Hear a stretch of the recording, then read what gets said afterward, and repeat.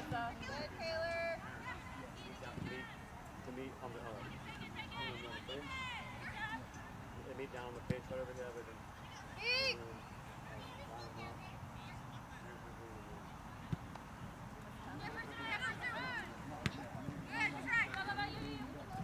Give us time, Bella. I gotta watch this.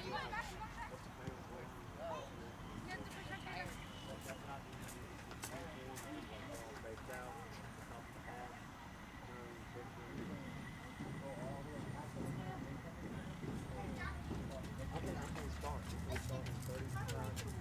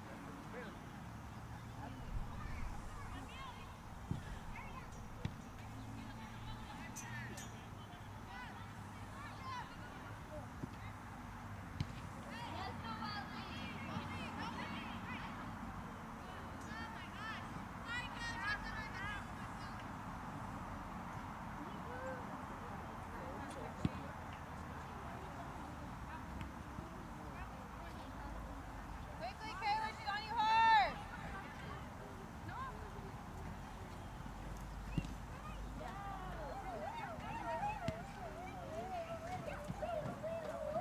Yes, Alyssa.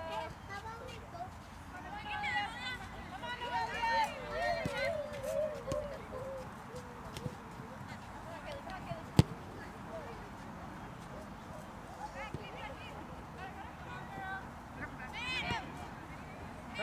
Turn.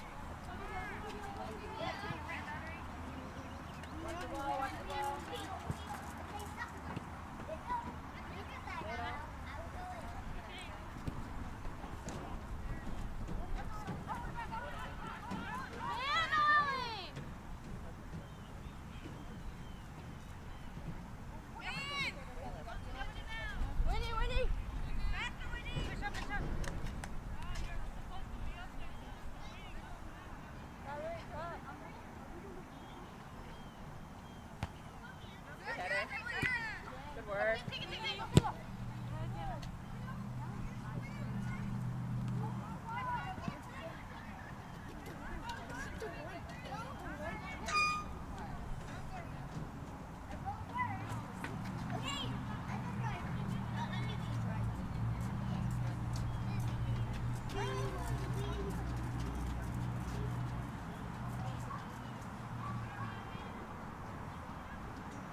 Good work, Alyssa. Oh, run on it. Pressure, she can't pick it up.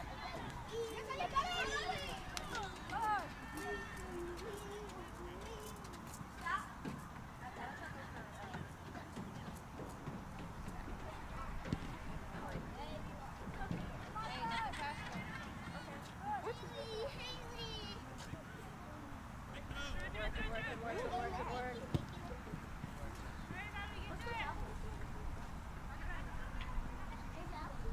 Okay, Chad, chill.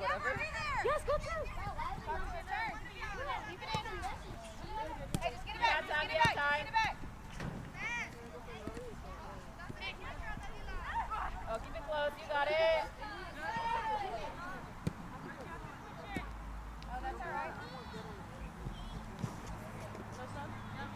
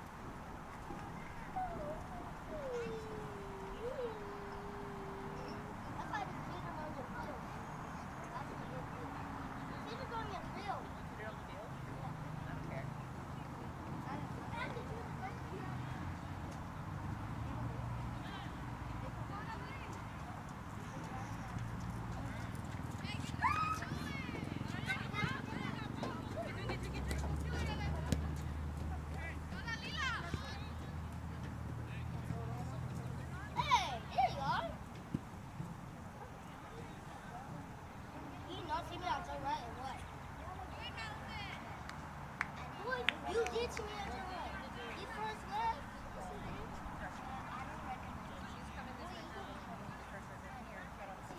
Let's go Diego today. What? What? Well, no, there was one Jesse went to get the ball and his sister. What? You gotta cover like it.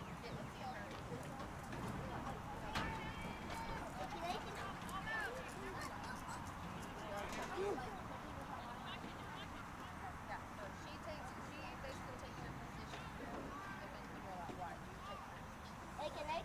I'm like the legal white. He's not a record right now. He's gonna be, I assume, the center. How much is? Send her on a run! Run.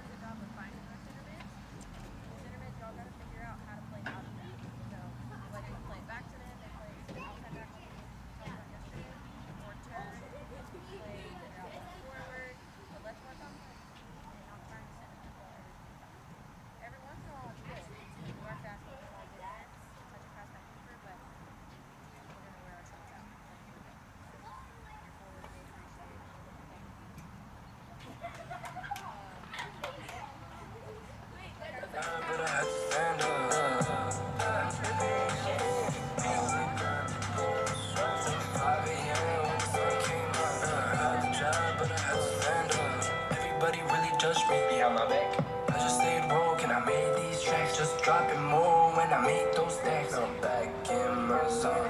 They call me Taco. I don't know who's Marco. I just hit this lotto. I'm building up my cargo, and I know that I gotta go. They call me Taco. I don't know who's Marco.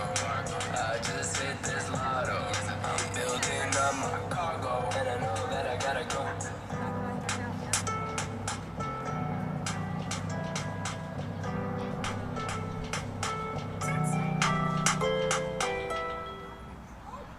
Money's the motivation, money's the conversation. You on vacation, we getting paid, so we on vacation. I did it for the fam. It's whatever we had to do, it's just who I am. Yeah, it's the life I chose. Gunshots in the dark, one eye closed. And we got it cooking like a one-eye stove. You can kiss me kissing my girl with both eyes closed. Yeah, perfecting my passion, thanks for asking. Couldn't slow down, so we had to crash it. You use plastic, we bout cash. I see some people ahead that we gon' pass, yeah. I never feel good for dying. I only feel good for trying. I am whatever I am. Only God can judge me now. One shot, everything rides on tonight. Even if I got 3 strikes, I'ma go for it. This moment won't be open. I'm not to be played with because it could get dangerous. See these people I ride with.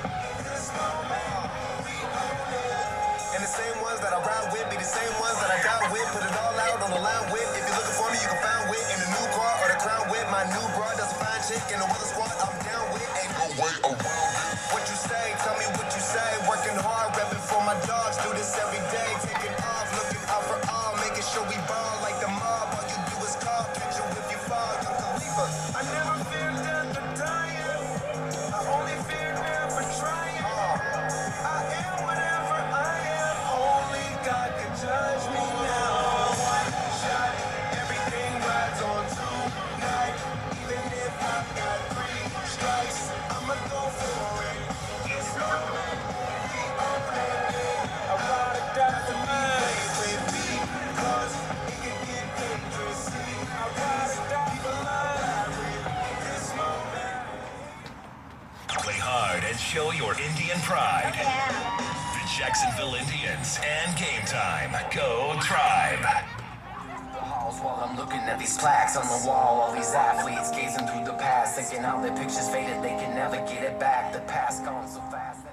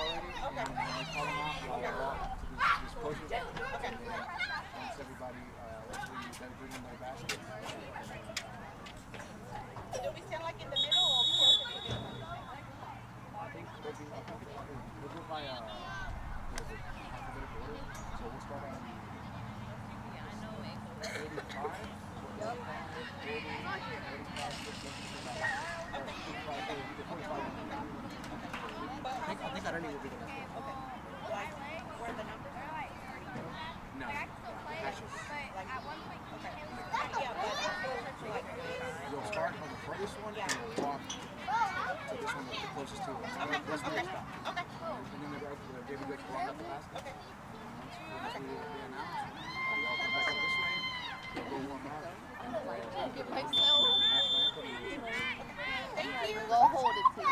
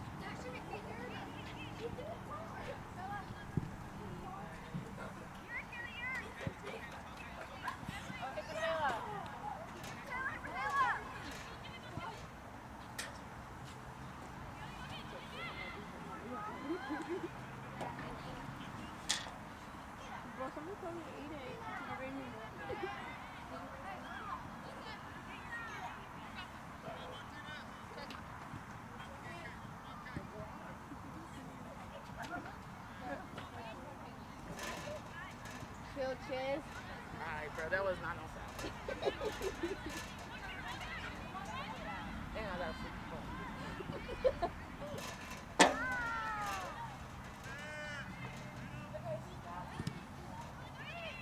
You said Kaylee?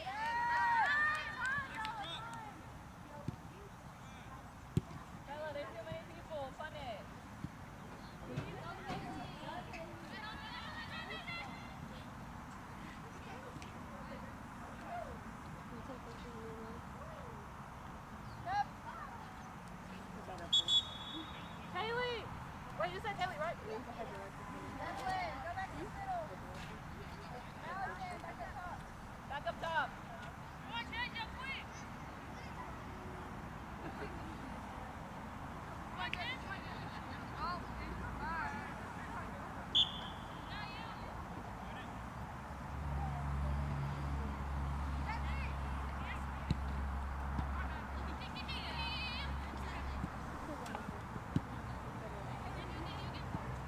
You got Mia, you got Mia, you got Mia.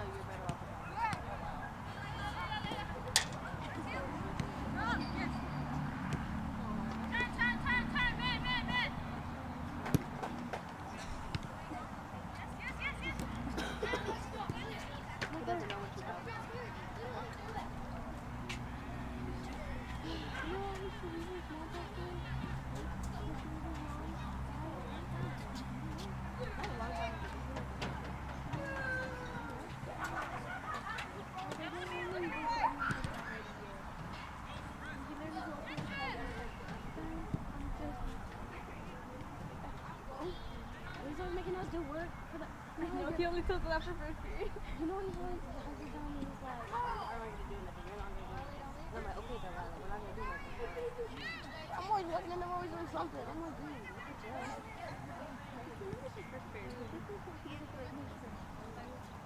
He's like in the nose and then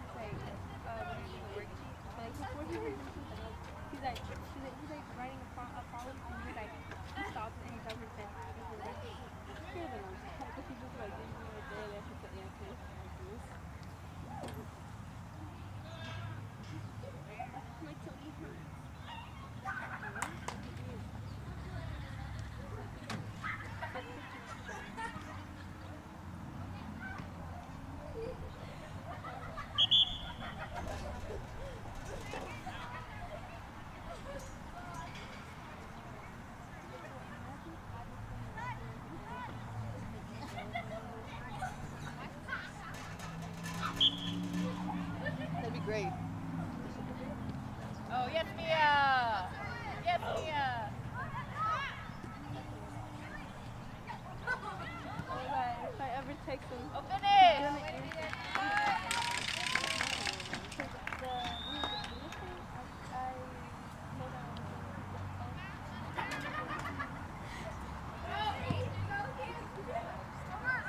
Header, header, header, header. Down. Good work.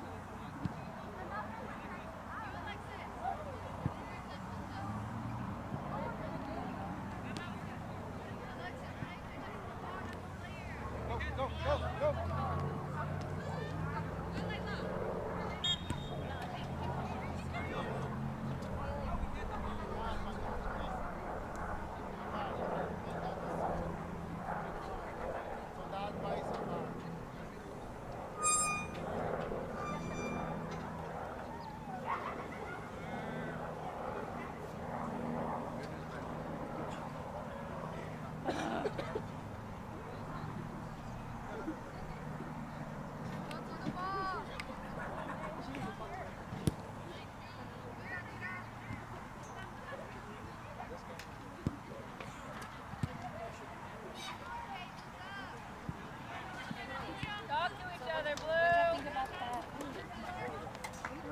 Like everywhere. It was literally that. What would have been scary to like just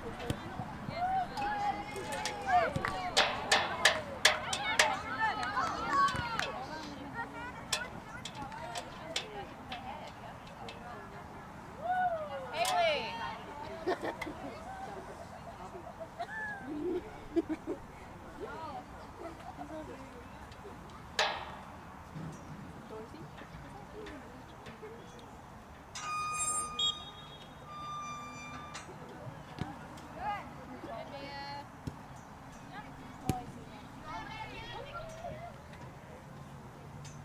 That's the part where you wave back.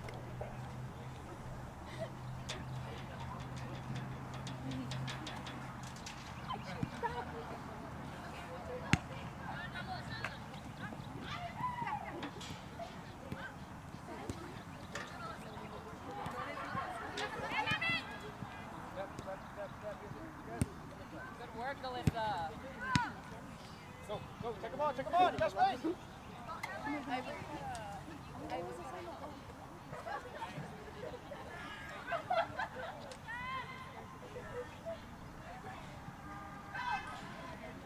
because I have no touch.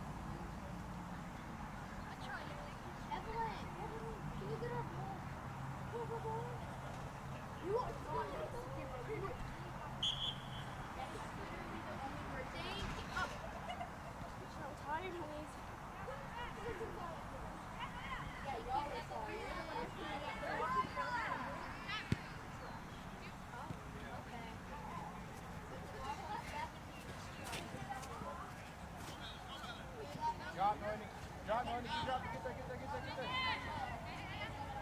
each other.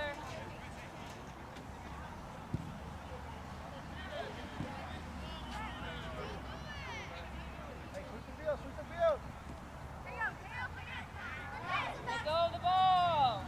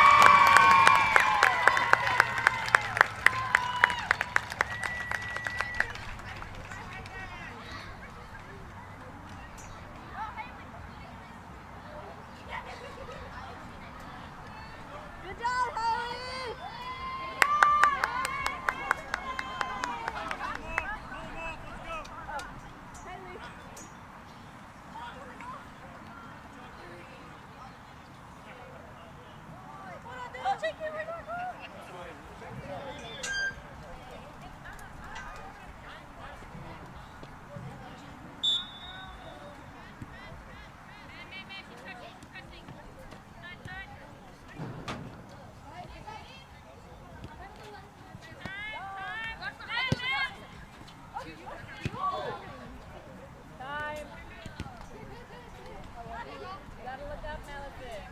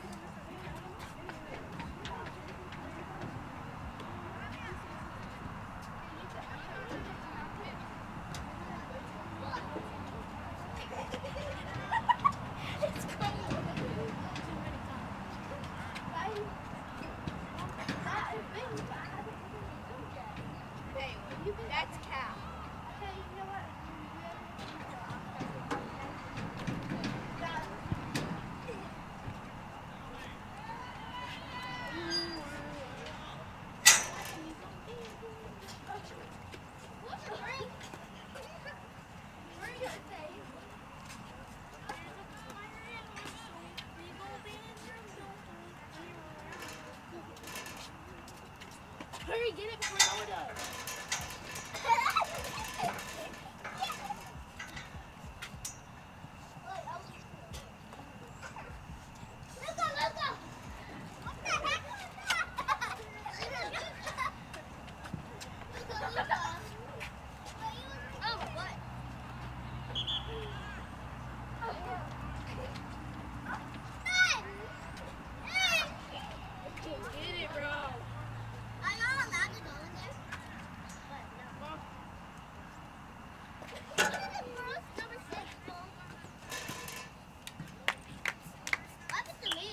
Hey, y'all stay up here, okay? Thank you.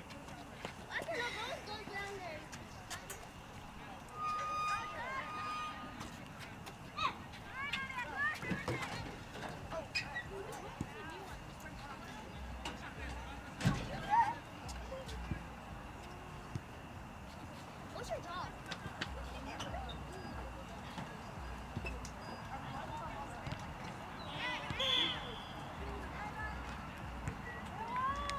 Hey, buddy, chill.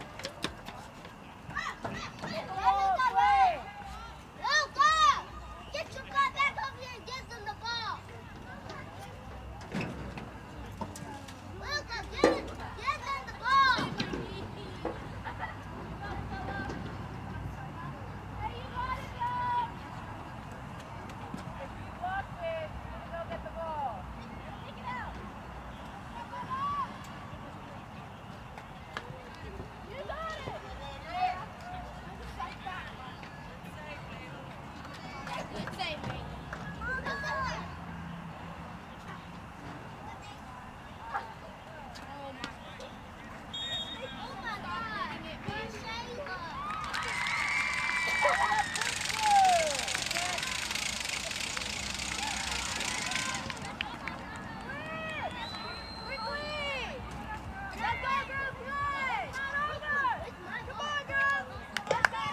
Ladies and gentlemen, if you are here tonight for senior night activities and we'll be escorting your senior on the field, please make your way to the Maiden bench. Please make your way down to the Maiden bench. Thank you.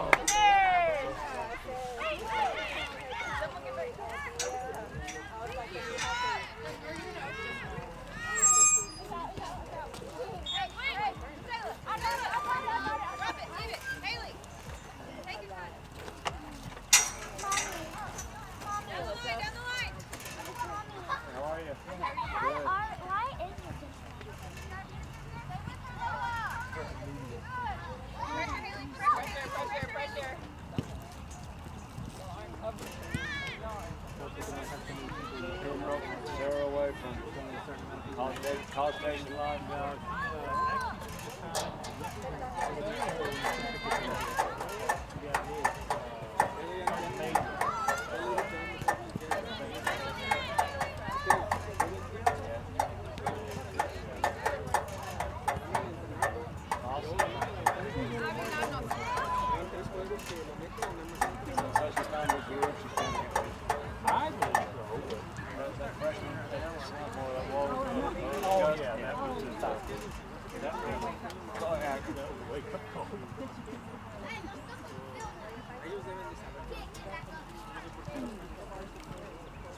Don't forget you're stuck on the field. Don't hop over that. Take it. No studying. Waiting on that minute.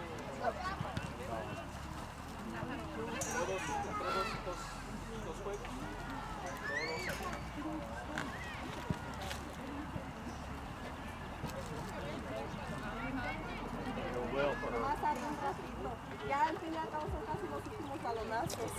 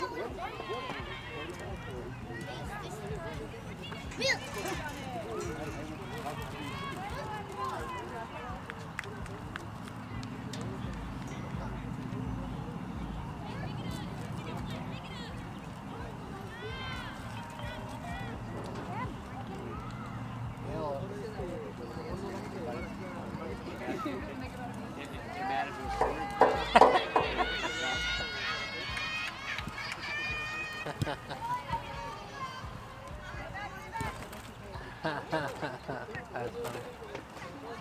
Tell him to hold it up again. Oh, he's got another one.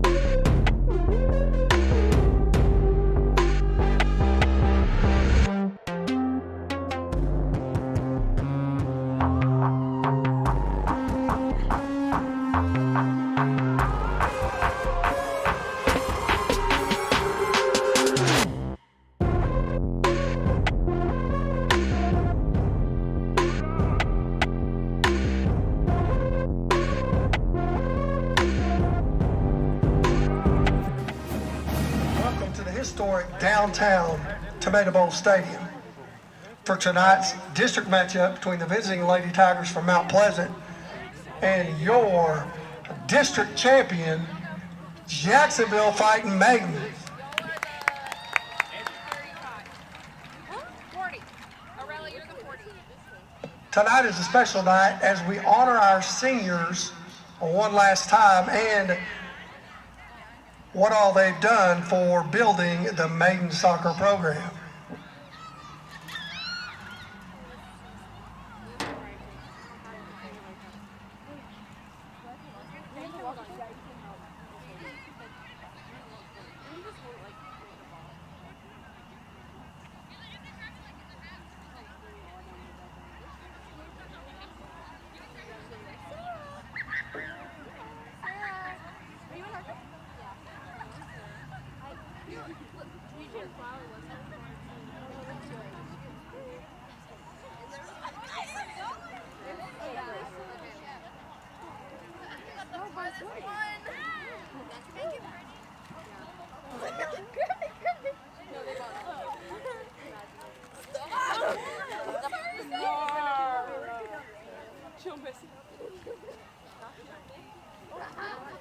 Ladies and gentlemen, Itzel Arredondo.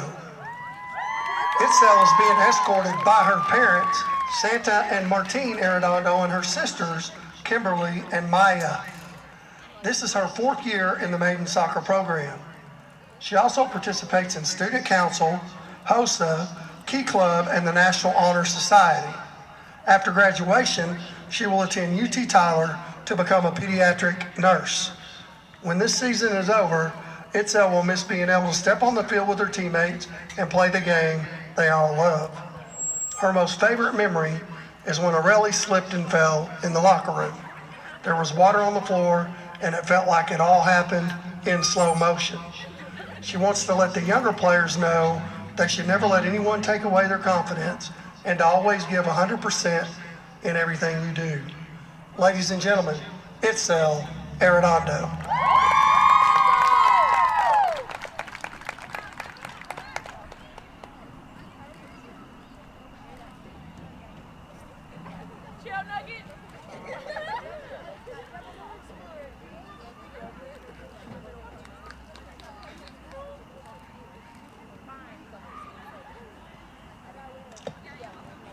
Arelis Castillo.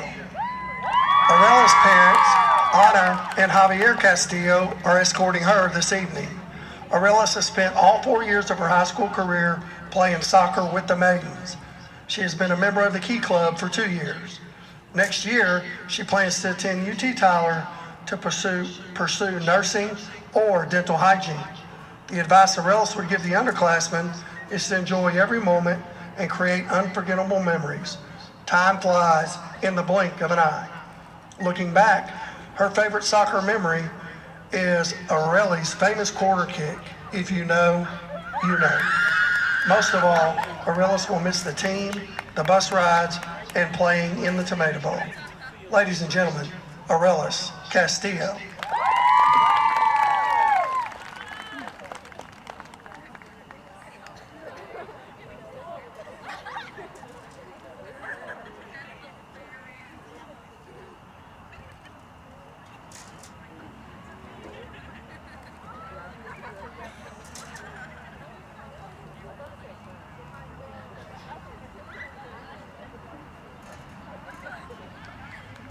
Our next senior is Clara Gillen. Clara is being escorted by her mom and stepfather, Alexandra and Ezekiel Edwards, and her sisters, Mia and Kendra. Clara has been a Maiden soccer player for all 4 years of high school. In the fall, she plans to attend the University of Texas at Arlington to become a registered nurse. Her favorite soccer memory was being in the locker room before the Kilgore scrimmage this year. If you know, you know. Clara will miss getting to mess with Coach Alvarez every day. It truly is hilarious, but most of all, she'll miss playing this game with the girls she grew up with. After she's gone, Clara wants her teammates to enjoy every moment on the field besides some of your closest friends. It goes by just as fast as everyone says it does. When you step on the field, You represent the Jacksonville Maidens soccer program, so do it well. Ladies and gentlemen, Clara Gillen.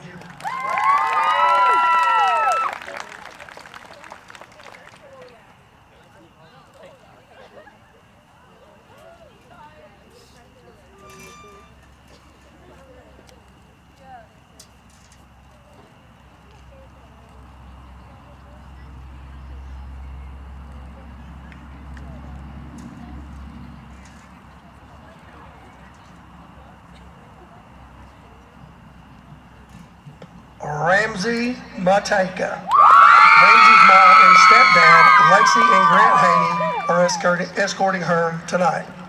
This is Ramsey's first year back in Jacksonville after playing soccer in Bullard for 3 years.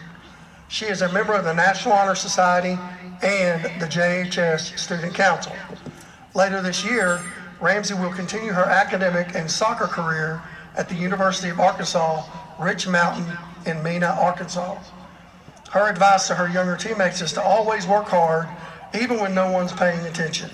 It will pay off one day. Her favorite memory was that one time Itzel pantsed her in public and everyone laughed. It was hilarious and also humiliating. When it's all over, Ramsey will miss all these girls most of all. 1 year just wasn't enough. Ladies and gentlemen, Ramsey Mateka.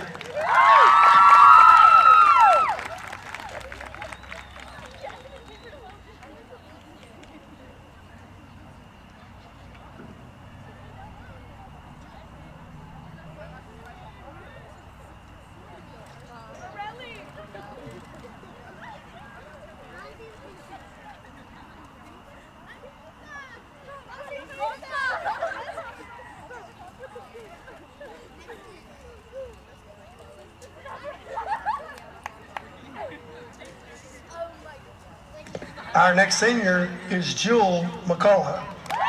Jewel is being escorted by her parents, Jayanne and Brett McCullough. Jewel is involved in cross country, yearbook, and the National Honor Society. She will continue her soccer career in the fall at Tyler Junior College while pursuing a degree in education. Her favorite soccer memory is when we were down 0-2 against Hallsville and the Maidens came back in the last 20 minutes and she was the one who scored the 2 goals to tie the game. Her best advice for the underclassmen is to work hard in everything they do. Even if it's just practice, always give 110%. One thing Jewel will miss most is all the laughs they had on the bus rides home after we beat teams by a lot, especially the ones I had with Lauren. Ladies and gentlemen, Jewel McCullough.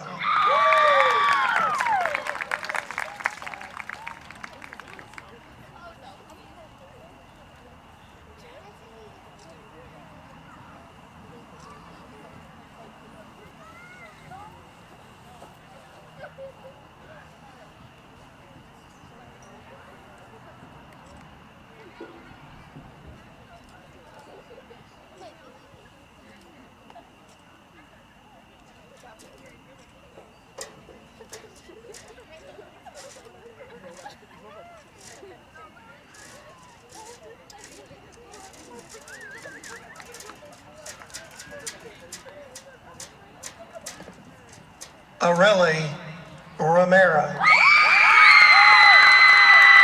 Aurelie is escorted by her parents, Jesus and Carolina Romero, and her sisters Beatrice, Angeli, and Melanie. This is Aurelie's 4th year in the Maiden soccer program. She has been in Key Club and Student Council for all 4 years of high school. She is also a member of HOSA and the National Honor Society. After graduation, Aurelie plans to attend college to work toward becoming a radiology technician. She wants her teammates to never let anyone make you think you're less than you really are on the field. And remember to enjoy every second of every season. Her favorite memory is whenever we somehow convince Coach Alvarez to make a U-turn in the bus and take us to Crumble. Then when we were making fun of his driving and he made fun of us for wanting cookies. When the season ends, Aurelie will miss hanging out with her favorite people the most. To Sophie, Mariana, Itzel, Dalila, and Jackie, thank you for an amazing season. Ladies and gentlemen, Areli Romero.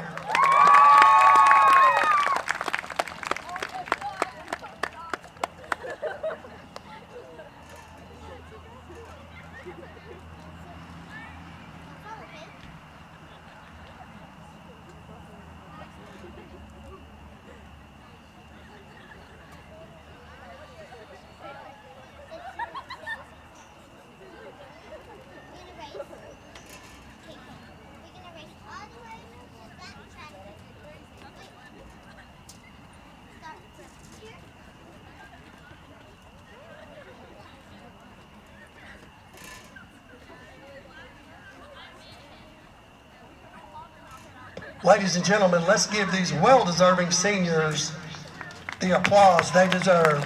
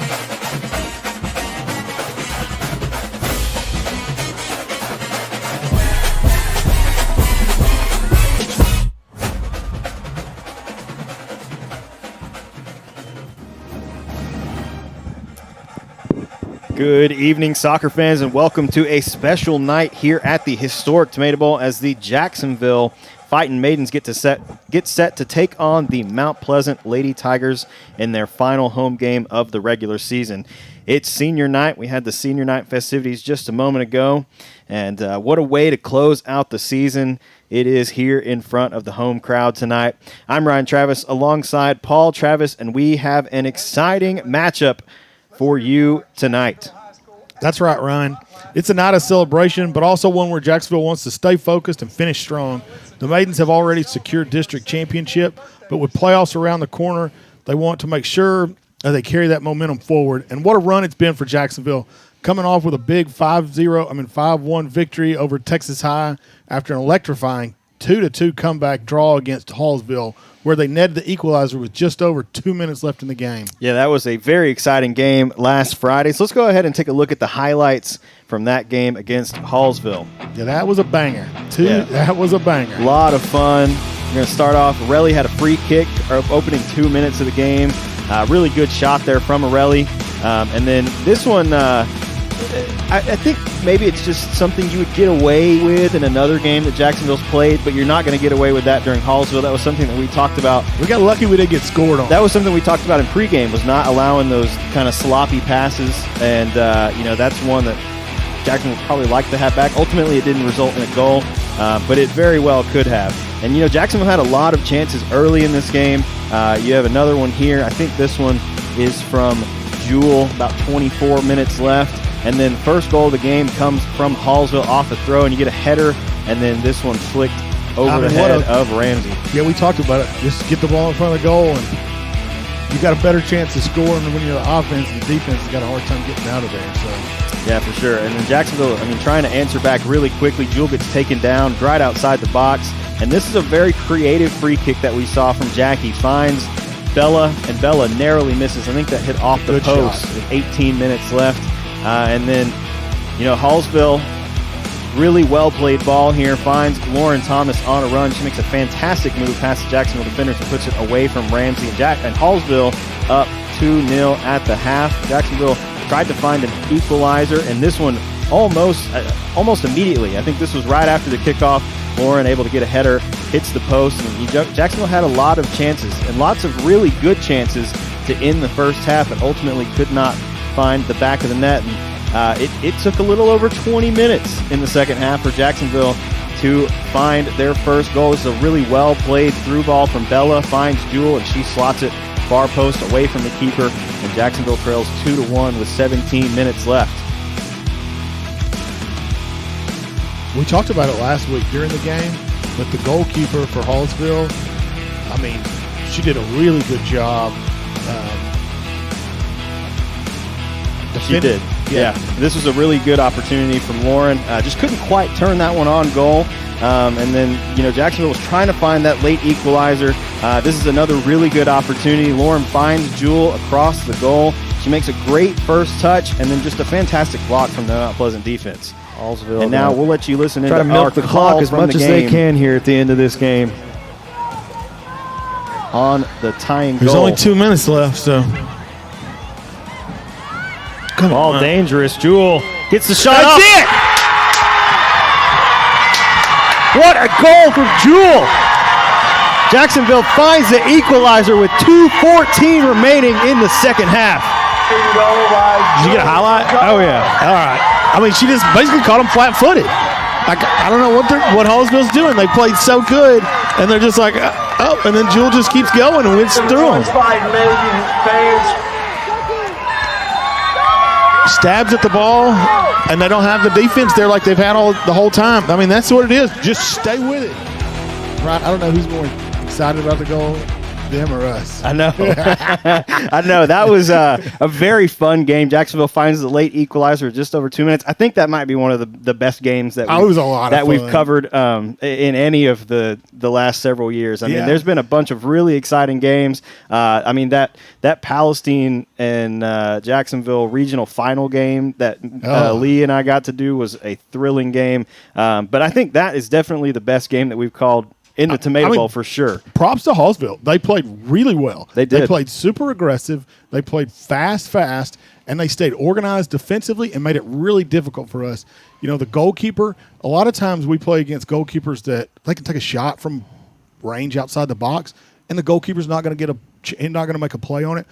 She could save the ball. Yeah. What was her name? I think it was Lily Fry. Fry. Yeah, I mean, she had great hands. They play the ball in, and she just snag it.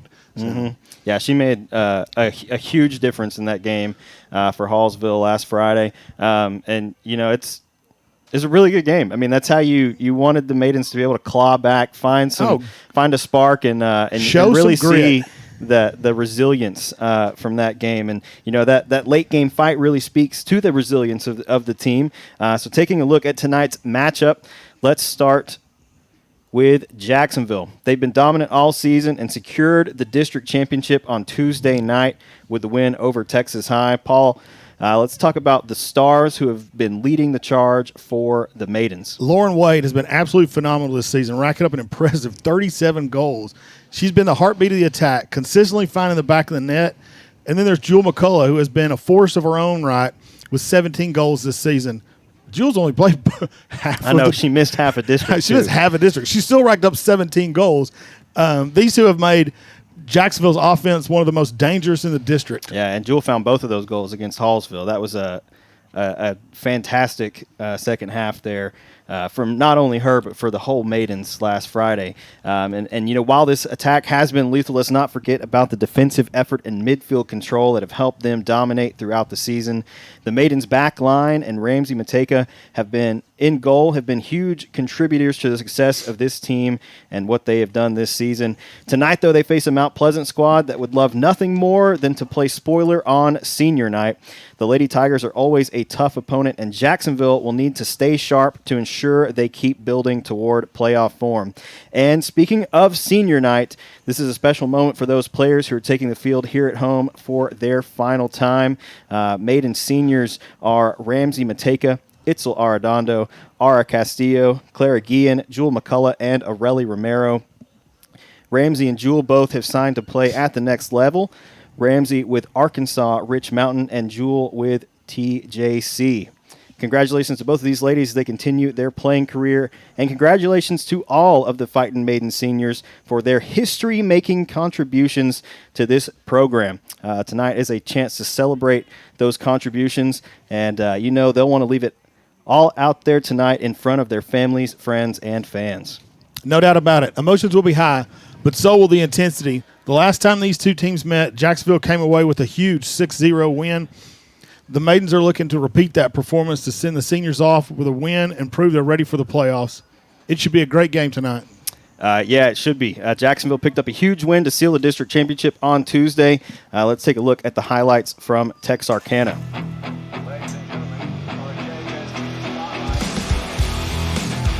Lauren going to start us off. I think this was about 2.5 minutes. 2 minutes into the game, Lauren finds the first goal, puts Jacksonville up 1-0. And, you know, Texas High, they've been right there in it with everybody, it seems like, this season.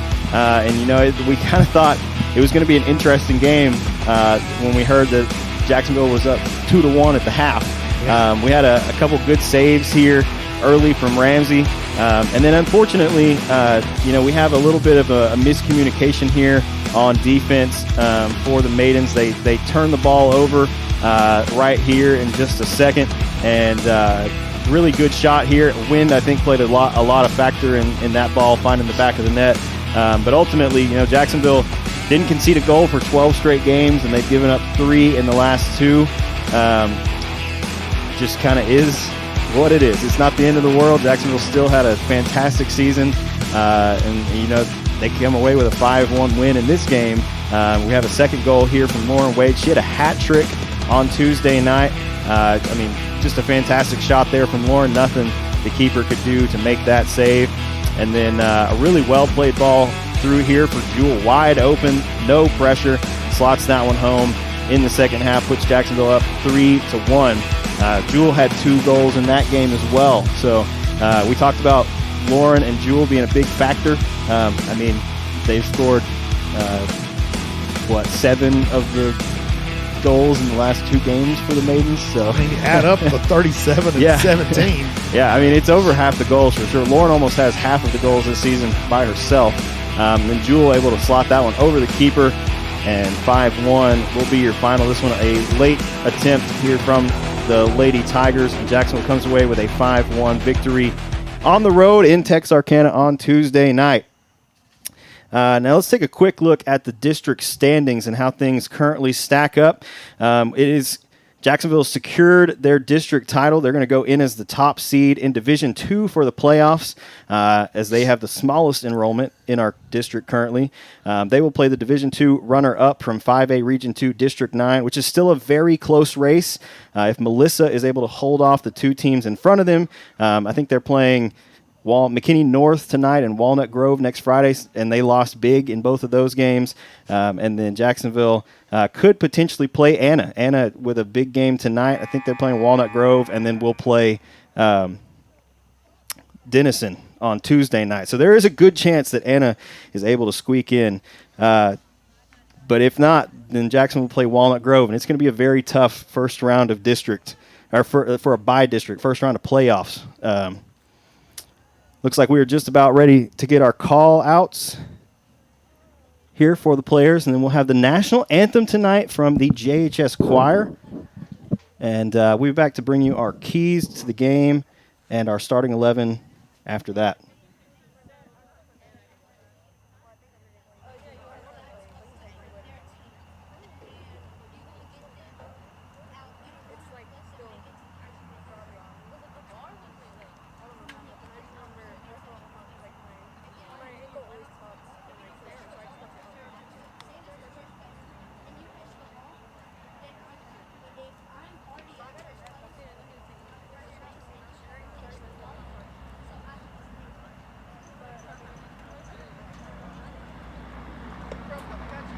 Ladies and gentlemen, welcome once again to the historic downtown Tomato Bowl Stadium for tonight's soccer match. Please rise. Gentlemen, remove your hats as the Jacksonville High School Choir, under the direction of Miss Tiffany Hammock, honors America with the singing of the national anthem.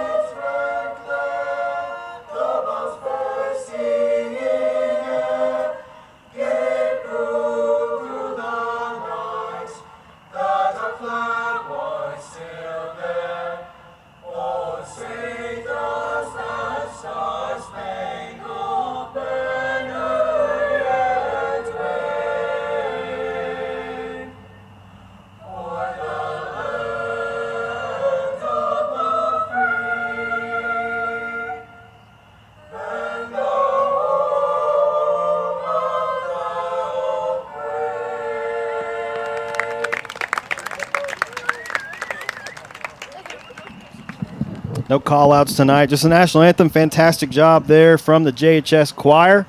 Paul, we're getting close to kickoff. Let's take a look at our keys to the game and what needs to happen for Jacksonville to take care of business tonight against Mount Pleasant. Finish strong. With the district title secured, it's all about keeping that winning mentality and building momentum for the playoffs. Number 2, defensive discipline. Mount Pleasant's going to look for opportunities to transition, so if Jacksonville's got to stay organized in the back, that'll be crucial.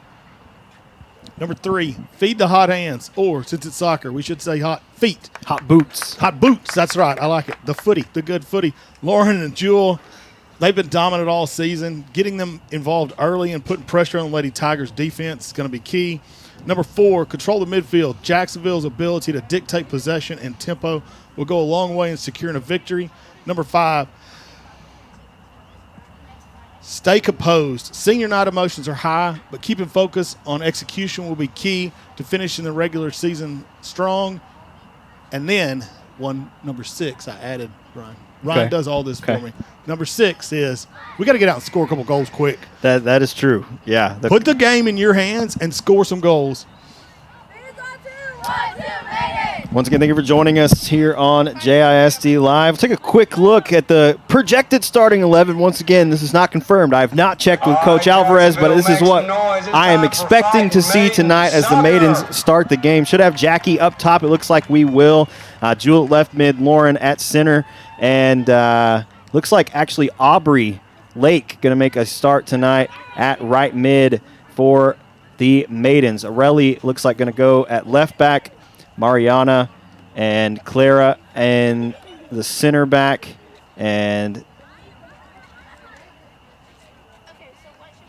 Itzel at right back. It looks like Sarah and Janae going to make the start at the holding mid position. Jacksonville gets us underway to start the game.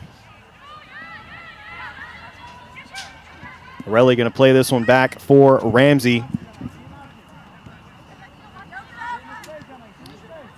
And now over to Itzel. A little bit of a different starting 11 tonight, Paul. I put my graphic up, expected starting 11, and we had several shuffles tonight, looks like. What's the formation? Last week was the surprise mystery formation. It is true. That's true. We were watching the Texas High broadcast back as that was on Huddle.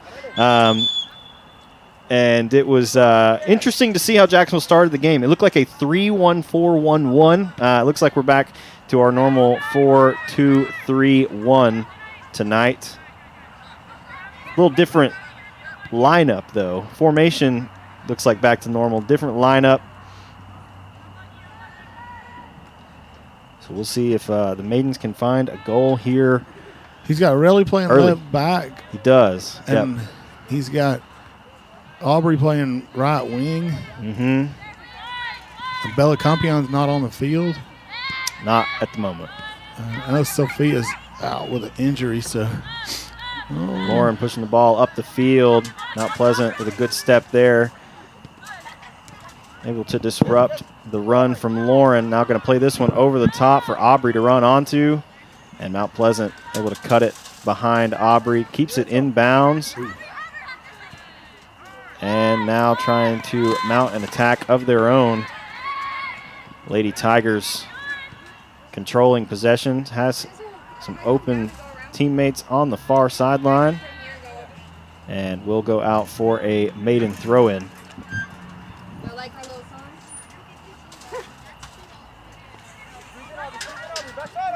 Lauren finds Jackie. Now Jewel looking over the top for Lauren. Lauren hits this one just over the bar and out for a Mount Pleasant goal kick.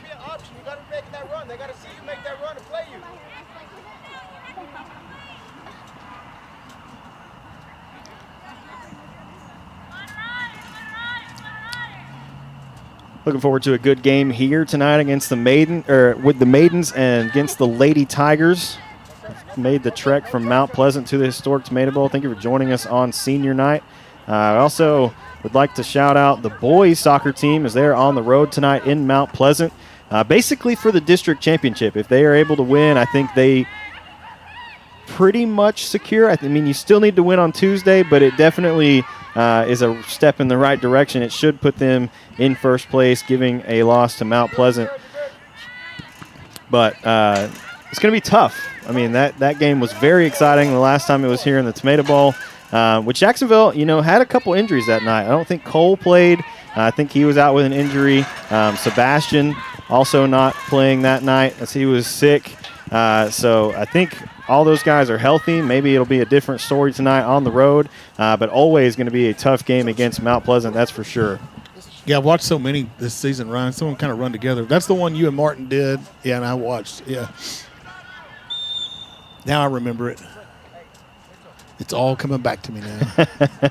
Yeah, very exciting game that we got to witness here in the Tomato Bowl.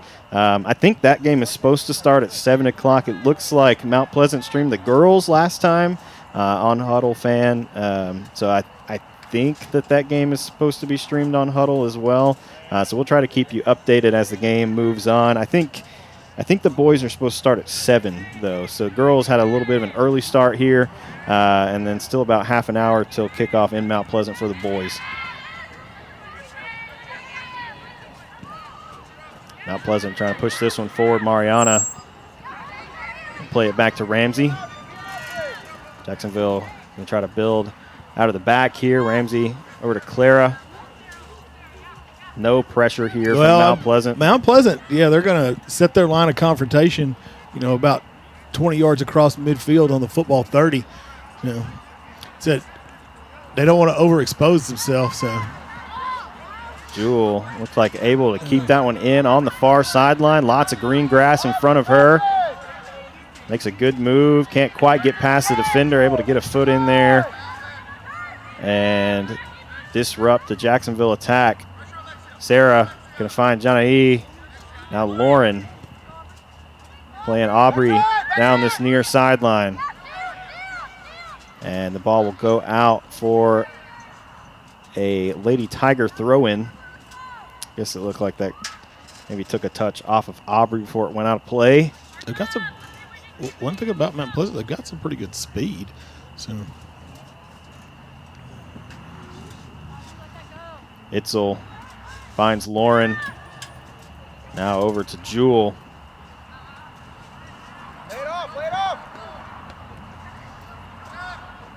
Lauren with an open shot off the crossbar, hits into the crossbar of the uprights and goes out for a goal kick. Good shot there from Lauren. Just couldn't quite get it under the bar. I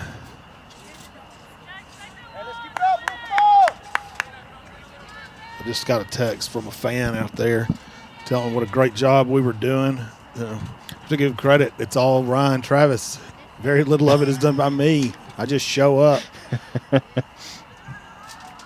Give a little shout out to Nick Peacock. Jackie dispossessed. Mount Pleasant trying to clear, hits it into Jackie. And Lauren now looking over the top for Aubrey. Can't quite beat it to the inline and out for a goal kick.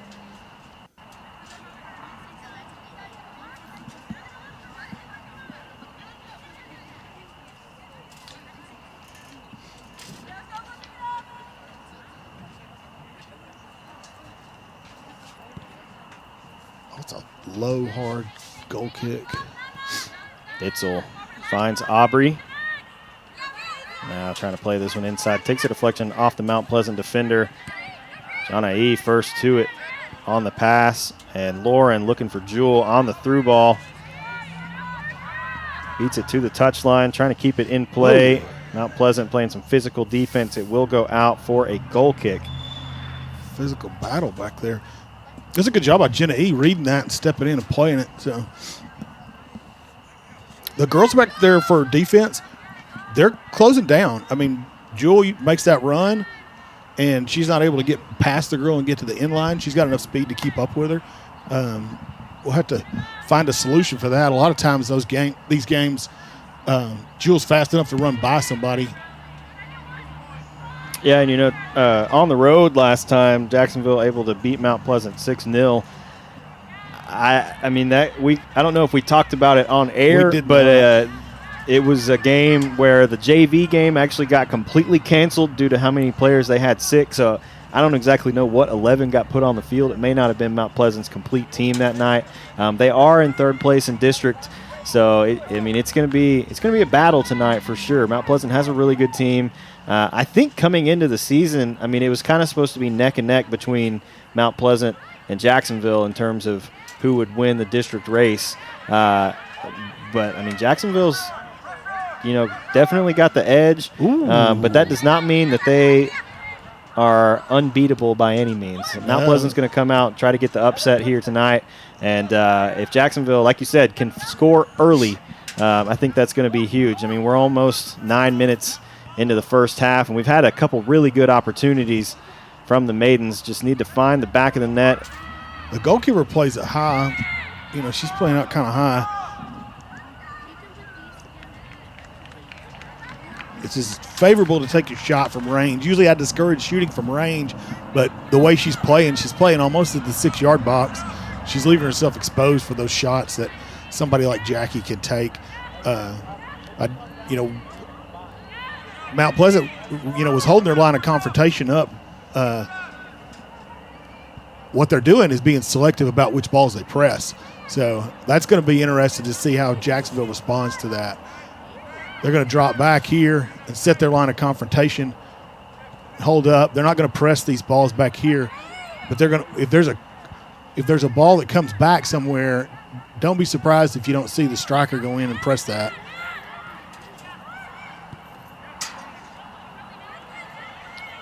Maidens working around well here on this possession. Have completed a number of passes. Now Aurelia able to find Jackie.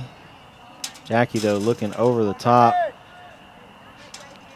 It's going to stay in. In the old Tomato Bowl, those balls down the line would never stay in. They would roll into the ditches. There was a little bit of a crown. We had plenty of crown on the field, and we had the sidelines went almost all the way to the drainage ditches.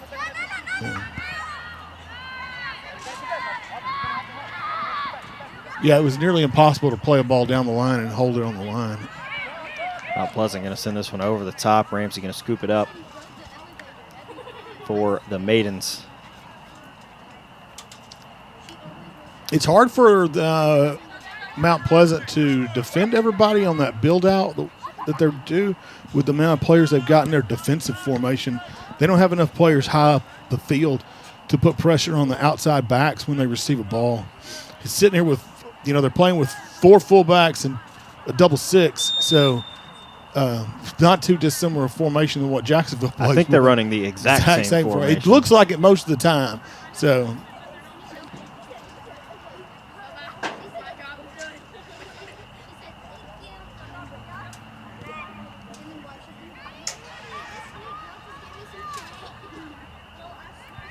Mount Pleasant going to play this one out. Maidens will have a throw-in near the corner flag, which is more of a pole tonight. I don't know that we have any flags actually on the corner poles. Sarah hits this one over the top, and Mount Pleasant keeper able to make the save. She's got a good punt. Tell you what, Paul, I know we talk about impossible numbers to read a lot of times. a light yellow number on a white jersey might be one of the most egregious that we've seen so far. Yeah, it's like, I cannot. It's just meanness. I cannot even come close to reading these numbers. And they're little. They're not even big. No, they're not big. They're about the size of your hand. Good through ball here for Mount Pleasant. Gets behind the Jacksonville defense. Shot comes in, and Mount Pleasant on the board first.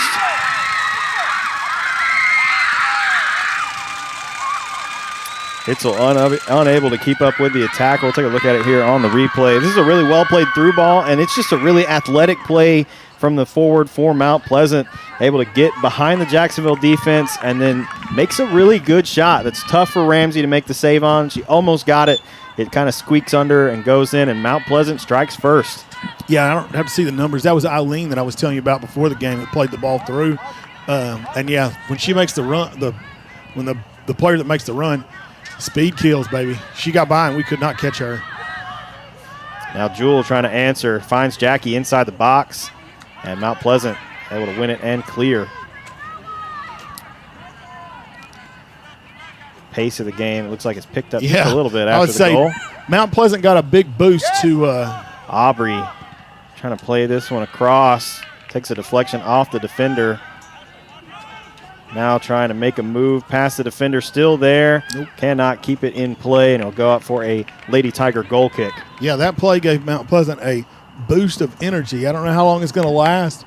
Jacksonville's coming at them hard.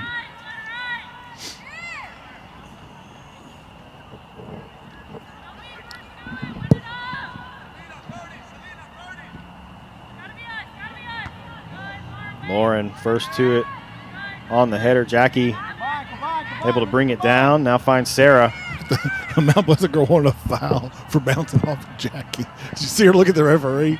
I'm like, I don't know how you expect to get a foul when Jackie's got her back to you and you ran into her. This one going to go out off of Jewel, have a Mount Pleasant throw in.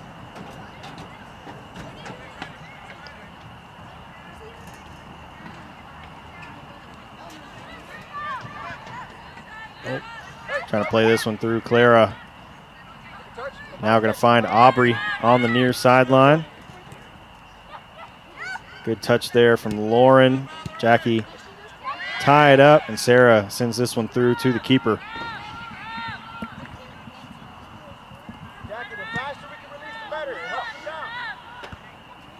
Yeah, I know we briefly mentioned it before the game. No Sophia Romero tonight. She is injured. I'm kind of surprised we have not seen Bella on the field. Not sure if there's maybe an injury there. I think she's played just about every minute of every game so far this season. Most of them. I talked to her dad, but I didn't ask. I didn't know to ask about Bella, so I didn't ask. So, we don't get an injury report like the pros. Yeah.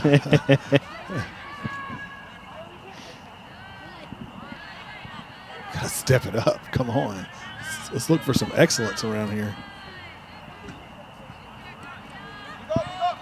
Lauren finds Jackie. Jackie has some space. Going to play this one behind Jewel. She's able to make the turn. Keeps possession. Trying to make a move past the defender. And Mount Pleasant able to clear this one away. I was surprised Jackie played that one when she did. Nobody's pressuring her. They were all, she had a lot of time. She probably could have pushed that ball forward another 5 yards. They were all in retreat. And just blasted one at goal. Nobody stepped up to pressure her. They were all just kind of dropping back with trying to create a cushion. Yeah, Jackie has so much power. If she takes another 5 yards, that's definitely a scoring opportunity for her. Yeah. Like I said, the goalkeeper, the way she's playing, she's she's kind of putting herself in a dangerous position, moving into, as high as she is when Jacksonville's in the close attack. It's not a big deal at this position or on the field. You can't even see her in the screen, but when we move into the attacking third, she's still sitting about the top of the 6-yard box. That's really hard to get back and defend the ball over your head from there.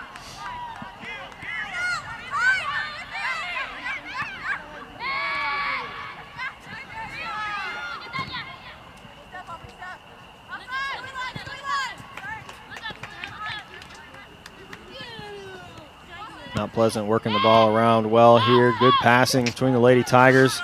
Not able to connect on that last one. Lauren now going to send this one forward for Jackie. Jackie a little early, trying to send this one over the top. Aubrey in pursuit, but the Lady Tigers control it on defense. We'll play it out. Jacksonville will have a throw-in. Good throw-in. Finds Lauren. Lauren able to make a move. Left-footed shot wide of the goal and out for a goal kick.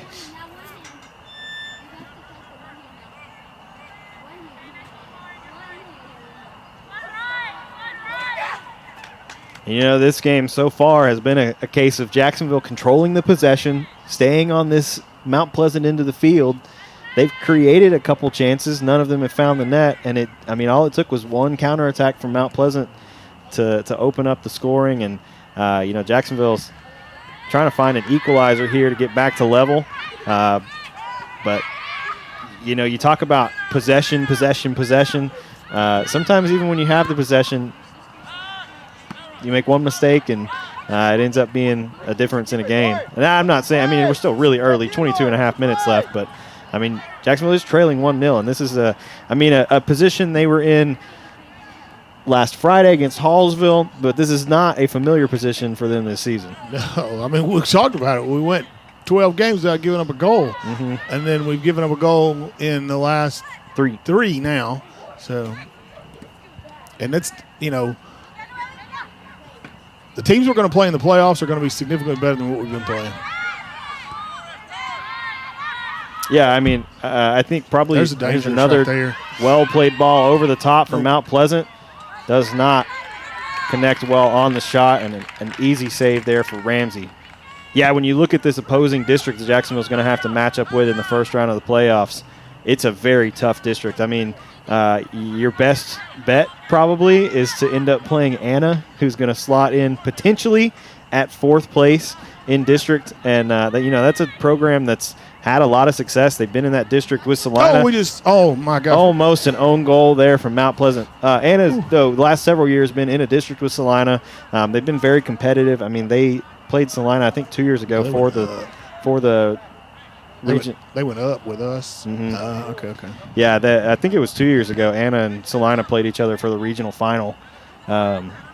Which That's right. They almost did. It almost happened again last season because they got eliminated one round before that because we were watching to see, hey, are they going to end up playing their own district, come back and play in the regional final again? Yeah, and I mean, Anna's got a really good program, and they're in a very tough district. I mean, when you look at a Walnut Grove, that would be our other potential possible team that we would match up with in the first round. I mean, they've beaten Anna like pretty handily. In fact, they've beaten a lot of teams really handily. So, and that's going to be if Melissa stays in and we end up playing Walnut Grove, it's going to be a 2nd place team out of a district that Jacksonville's going to meet first round.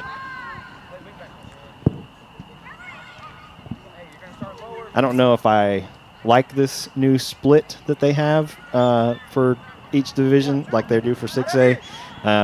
Because you end up potentially being in a scenario like Jacksonville could be, where instead of playing a 4 seed out of a district, you end up playing a number 2, even though you won district, and you somehow end up with a very tough first round matchup.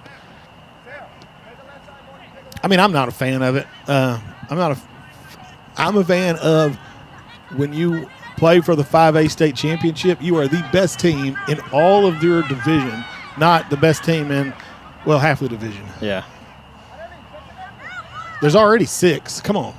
I mean, well, and it used to be because the state championship games for soccer were played in Georgetown. For those that are not aware, but used to, you had the state tournament. Like if you advanced out of the regional tournament, you go to the state tournament. You play 2 games, potentially 2 games in Georgetown, and I mean that's like one day and then the next. I think potentially is kind of what they've been doing. Could also be 2. You could have a day off.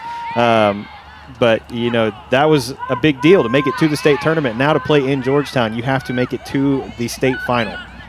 And if you never went to watch the state championship, it's a blast. You'll get to see some great soccer. They're going to play games one after another. I think the last time I went, I think they had 4 games in a day. I think that's still what they're planning to do this time with the split. And so you get a break between the game, and then you could watch another soccer game. The stadium's awesome. The weather was great while we were there. The ticket's cheap. I think it was, if I remember correctly, it was like $15 or something for an all-tournament pass? Yeah, for the whole tournament. You got in, and you could watch the entire tournament for that. So I went down on I didn't watch the whole thing. Kind of hit that one far post. Good save there from the Mount Pleasant keeper. Hey, that's twice corner. She showed some reaction speed. The one was against her own defender playing a ball back, which she made a great reaction to knock that ball away. But yeah, it's a lot of fun. It's not very expensive, and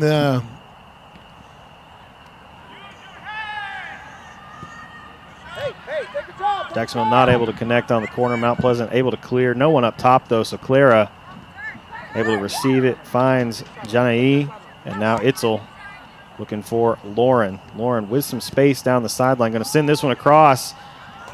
Header kind of messed up Jules Reed there on the ball, and Arelli hits the shot in. Another good save here from the Mount Pleasant keeper.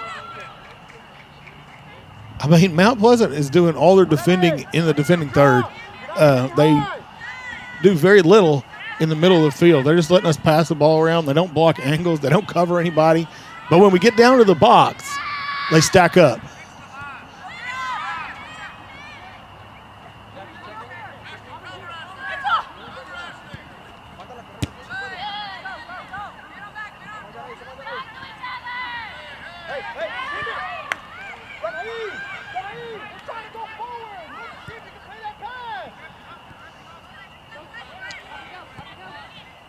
Lauren trying to send this one through for Jackie. Played away by Mount Pleasant. Now Janai able to find Aubrey. Aubrey still with the ball, shoots it herself, punched up into the air. by the keeper and able to come down with it. It's an interesting decision to punch that ball away.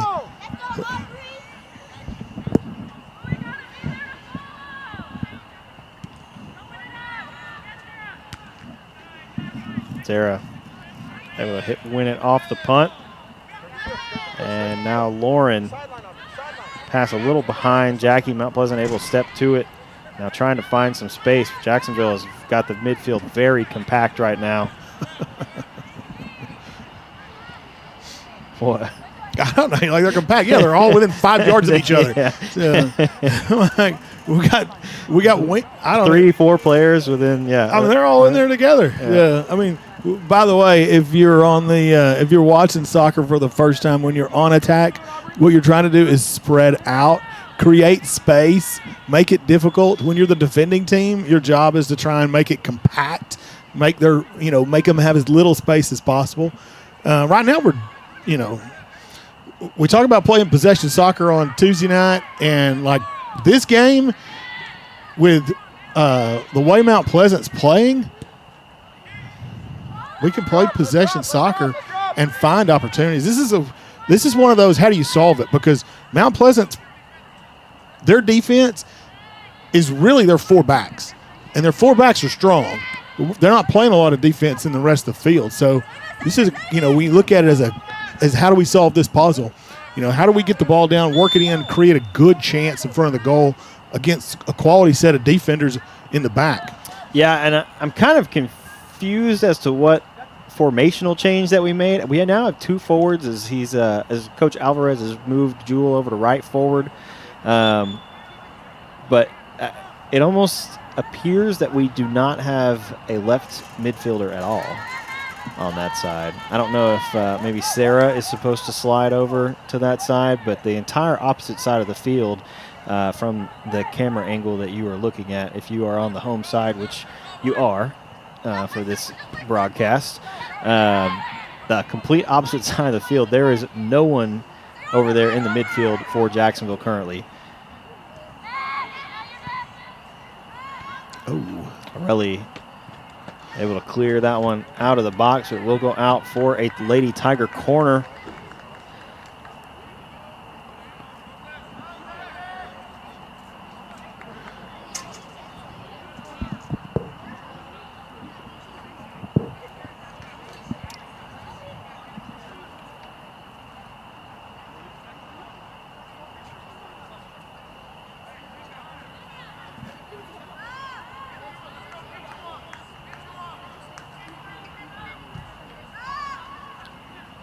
It's a high corner. She's out almost to the top of the box. I think she was to the top of the box. Yeah, I think her teammate put a head on it right at the top of the 18, almost inside the semicircle at the top.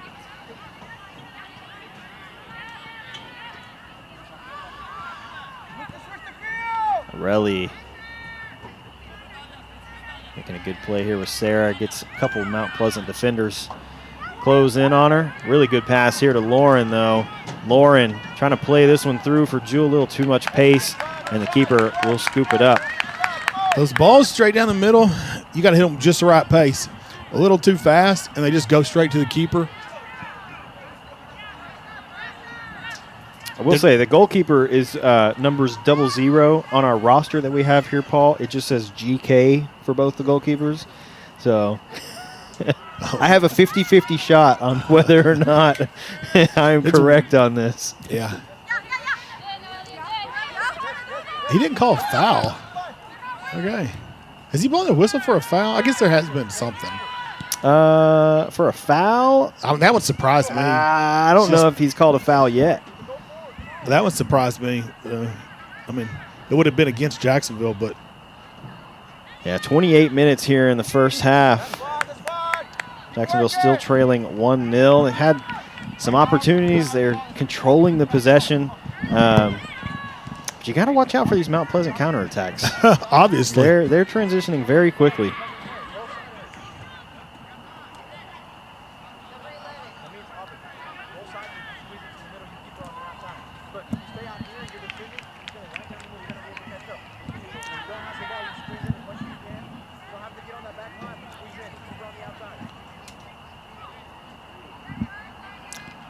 Oh. Go blue. Hey, let's go, let's go. That's blue. Stay connected, Joel. He's wanting to hold the wing out, I guess, and I don't. I'm trying to figure it out because he's holding her back like she's an outside back, but then he wants her to go up and get involved. So I'm not sure. He's kind of pushed Aurelie up some on the left side, so I don't know if and I think he's just wanting her to, kind of drop back and cover. But I mean, you're down 1-0. You definitely want to get as many numbers forward as you can. I think he went to 3 backs, maybe. I think he's expecting her to drop in. I don't know. Itzel finds Jewel, trying to lay it off to Aubrey. Jewel now going to play it back for Itzel. You got to move. You hear him say show. Somebody's got to give her a pass option out of there. You can't all stand and look at her. Janai finds Aurelie on the far sideline. Play this one through. Lauren cannot get past the defender, and there will be a foul here go against Mount Pleasant. I don't think. No, it's against Jacksonville. That's wow. Okay. I'm pretty sure that what he's calling is the contact when Lauren came back was excessive. So.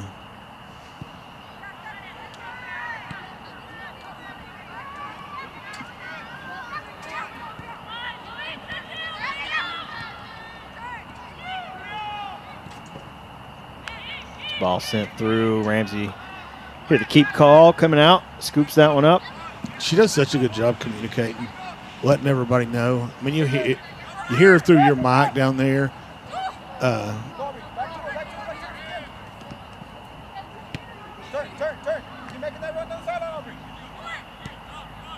Lauren finds Sarah. Now over for Jewel. Jewel trying to scoop this one forward for Aubrey. Can't quite connect there with Jackie. And the keeper makes a save for the Lady Tigers. Under 10 minutes remaining here in the first half. And if you're Jacksonville, you definitely want to try to find a goal here before halftime and get this back square. Show. Ball sent over the top. Keeper out at the top of the box, able to snag that one.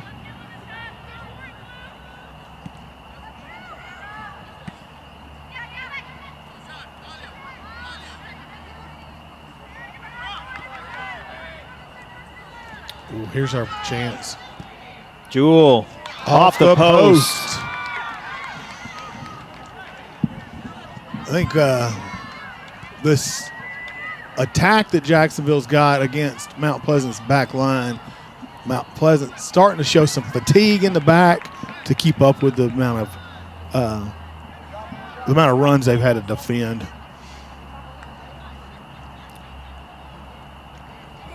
They're going to be looking for halftime and a little breather.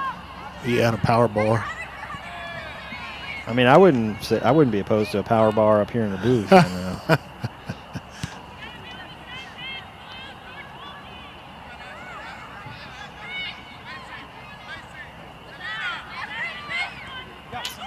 Jewel able to win it, finds Jackie. Jackie holding up possession, now trying to chip this one over for Lauren. Too far out in front of her, and Mount Pleasant able to clear.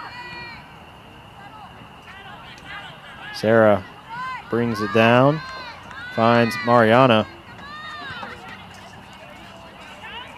Now over for Jackie. Mount Pleasant going to clear this one out of bounds for a throw-in.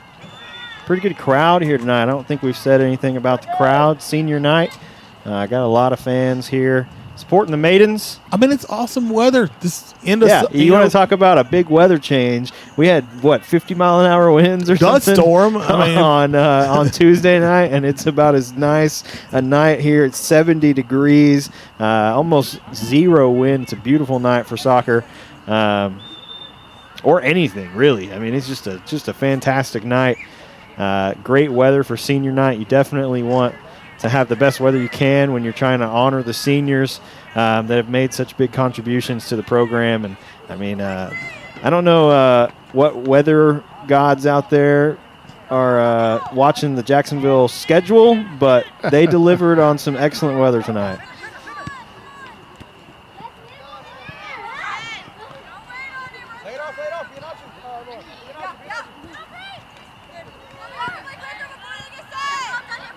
Yeah, they talked about the seniors for kind of their school and where they're going next year and stuff like that. They didn't really talk much about contribution to the program, you know.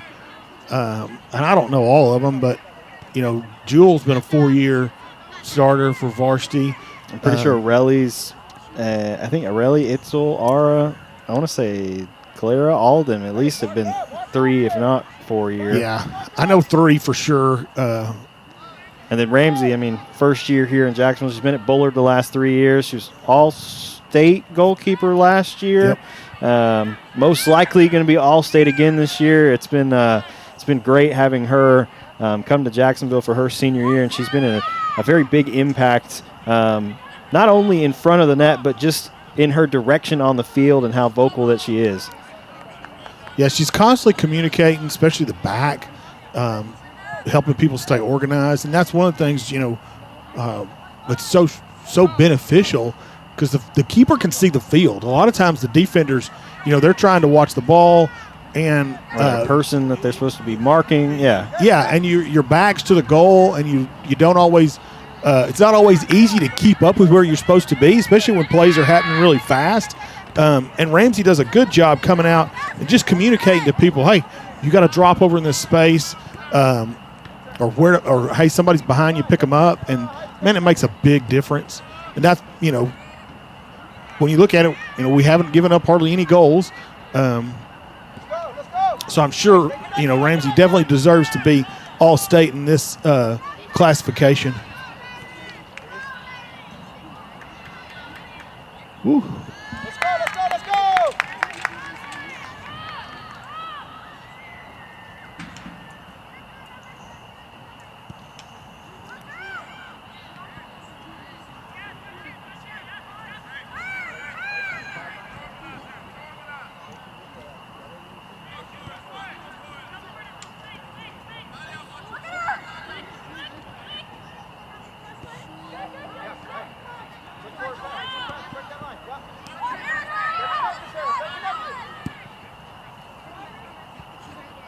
Lauren looking over the top. Aubrey in pursuit. Mount Pleasant's defense, though, seems to be calm, cool, and collected back there. Jewel able to win it.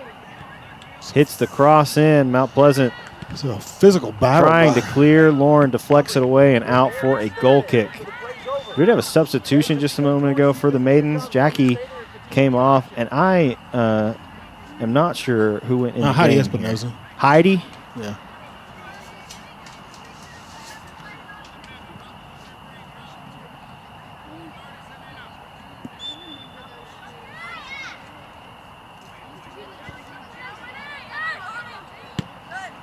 Aubrey first to it off the goal kick. Defender trying to shield her off. She's able to keep it in play.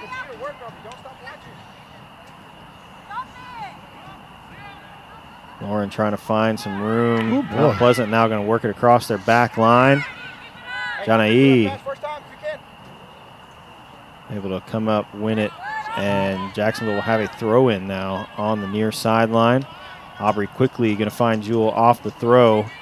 Jewel with 2 defenders on her. Ball going to go out for another maiden throw. Under 2.5 minutes remaining here in the first half. Jacksonville trying to find an equalizer before they go into halftime. Offsides. Jewel going to be called offsides. She dispossessed anyway. Girl slid in and dispossessed her.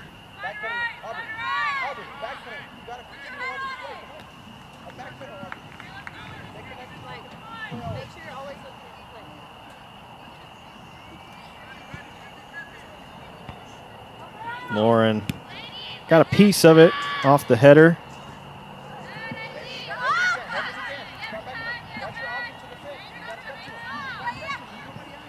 And, it's kind of been a different story for Lauren tonight. She's had lots of space. I mean, they're closing down when she gets closer to goal. But, I mean, you had 2 players shadowing her last Friday for Hallsville.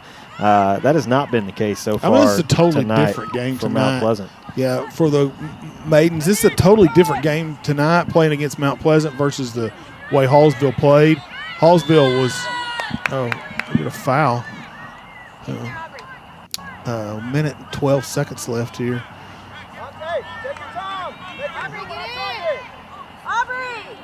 Lauren going to take the free kick, 34 yards out. Hear that one. We'll go for a shot, baby. Let's put this thing on frame. Under a minute left for halftime. 34 yards out from the goal. Lauren. Good shot.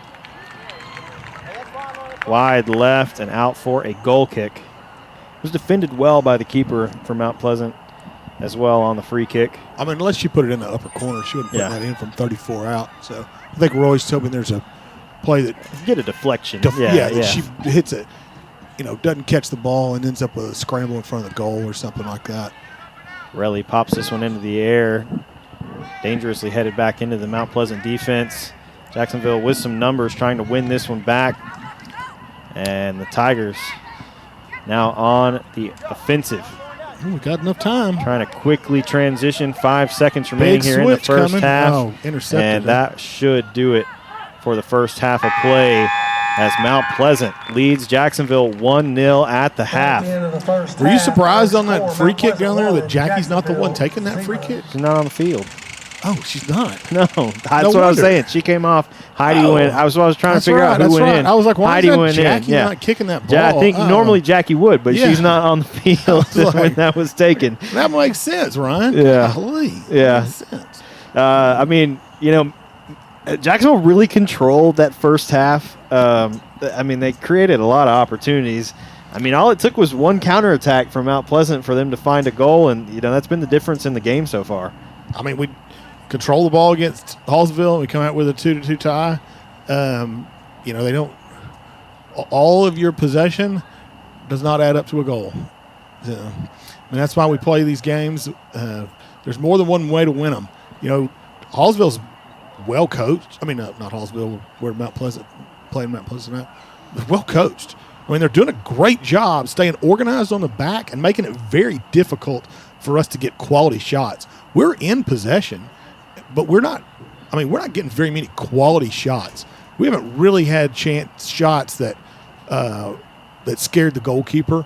We've had balls that we kicked toward the goal. We had one. I think Jewel had the one breakthrough where she bounces it off the post. That was our best. That was our best run of the night. Other than that, we've had a lot of possession that gets shut down at the top of the box. We've had, Lauren had one as well early in the game that just went over the crossbar. She hit the crossbar and then hit the upright crossbar. She hit the crossbar of the goal though first, and then it went in. It bounced up into the crossbar. You got better eyes than I do. I thought it just hit the. No, she hit the crossbar. It was really close. Just didn't quite sneak it under. Well, we need a replay so I can see that with a close shot.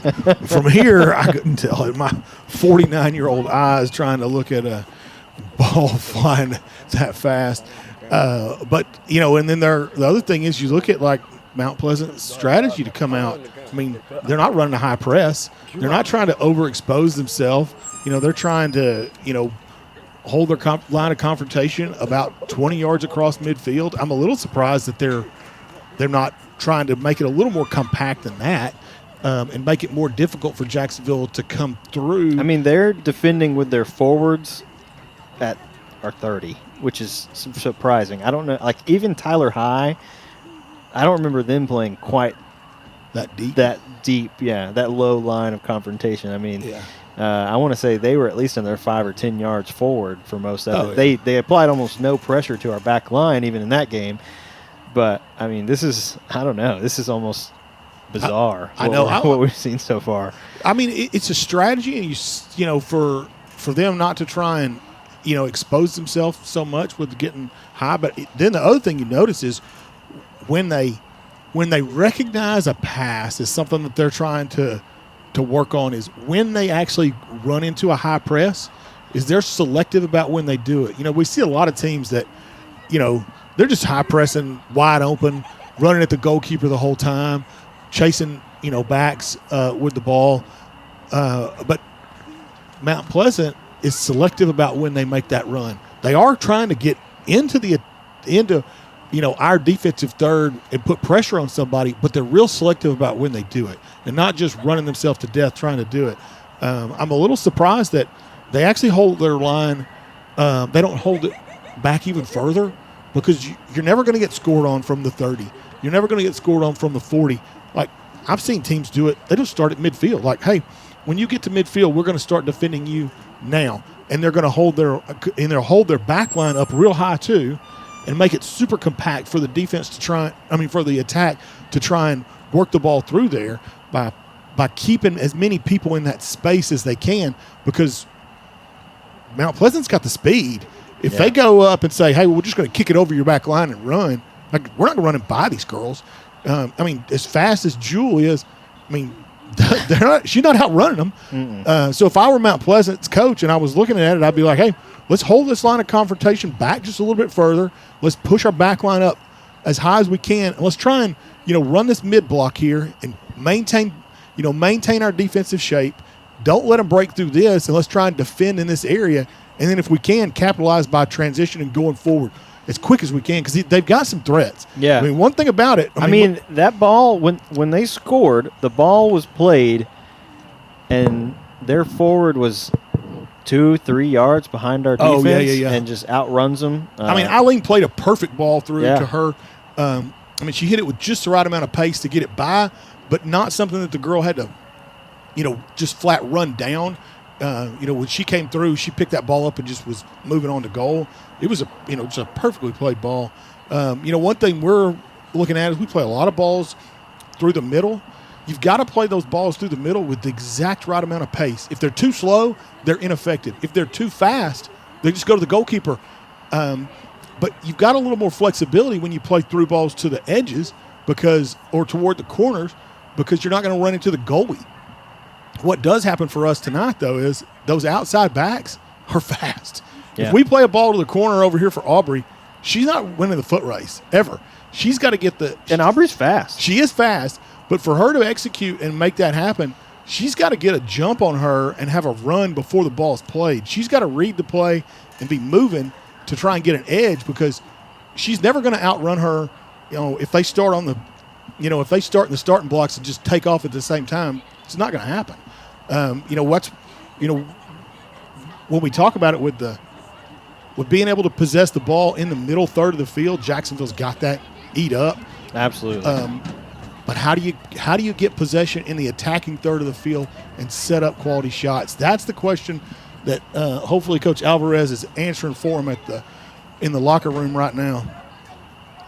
Yeah, down 1-0 at the half. That's like I said, rare territory for the Maidens. That's not something that you experienced much throughout the season. You're kind of last week you were down. That's really like one of the only times that they've been down at halftime, especially since district started. They went on that string of 12 clean sheets and 12 wins. It was a very dominant performance. But Mount Pleasant came to play tonight, that's for sure. Jacksonville's got to find an answer. That's something we talked about last Friday, was that they needed to come out of halftime, find an answer early. They ultimately took 23 minutes to find one, but they never gave up. And I'm sure that's going to be the same mentality tonight. But, you said score early, and they have not done that. But I think that's got to be the mentality in the second half, is come out, find you a goal the first 5 minutes for sure. You've had so much pressure. You've created so many opportunities. You just got to find the right one and connect on it. And I think they need to do that in the first 5 minutes of the second half to get things back level and to get things back level and really just, get some momentum, get some spark back under your team. And I think if they can find one early, as well as they've controlled the ball so far in the first half, they'll find a second one. Well, it's going to really deflate the opponent. If they can get a goal, it's going to deflate the opponent. Because they've played really hard. I kind of talked about it with about 10 minutes left. Like, their defensive line is starting to get tired. And Jacksonville's got to take advantage of that. But once they get a goal, that effort level that they've been able to maintain is going to be more difficult emotionally for the girls to sustain. But if they can get out and find a way to get the ball in the back of the net, it will dramatically change the game. But, this is a 1-0 game. Yeah. This is soccer. It's not. No. We're not in a situation where. Well, and as many goals as this team has scored as well, like, you just need to find one. Oh, yeah. And then you can just kind of find one or two more after that. The momentum will move in your direction. Yeah. Yeah. Yeah, we want to see like last week when the girls played and they came back from the two-goal deficit and had the equalizer close in the game. They had grit. That's what you want to see. Yeah. You want to see that they continue to play hard and get, just get some grit about you and battle back from a deficit like that. And that's a question we wanted to see answered, because when we get to the playoffs, it's going to be different tough. soccer. Yeah. We're not going to be beating tough. We're not going to be beating people 8-0 and stuff like that. You're going to have some grit, because those are going to be hard-fought games. And especially in 5A, there were a lot of schools the past couple years, especially without having the division split, where you had some of those smaller schools, those 3A teams that made their way into the playoffs, and that's ultimately who you were most likely going to play in the first round. And for this Maidens team and how dominant they've been the past several seasons, that was a pretty easy game for them. None of those are going to be that way in the playoffs this year. Especially in the region that we're in, every playoff game is going to be very tough. The first round is going to be really difficult. If you get past the first round, there's a very good chance that you play the number one team in the state in Frisco Wakeland second round. Probably playing the state championship in second round. It's a different scenario, and the region that we come out of, you said it. We're playing against the hardest teams in the state of Texas. The best quality of soccer is played out of the DFW Metroplex all over the state. There's teams playing in San Antonio and there's teams playing in Houston. They're not playing like the teams are out of Dallas. And these girls, like, you look at, and that's not to say they can't be competitive. There's good soccer that's played all over the state, but the majority of it is in the DFW Metroplex. And you look at, like, where the girls that are playing from Jacksonville, if you're playing on a club team like Ramsey, Lauren, Jewel, their games are played mainly in the DFW Metroplex, and then they travel beyond that. But they're playing against those quality teams. And when we match up with teams out, whether they're out of Anna or Wakeland, Prosper, Frisco, that's where they're playing. Highland Park. Their whole team's playing like that.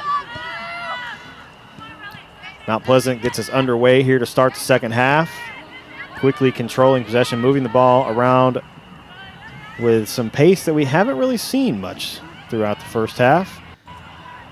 Heidi going to play this one out of bounds. Jackie back in up top for the Maidens.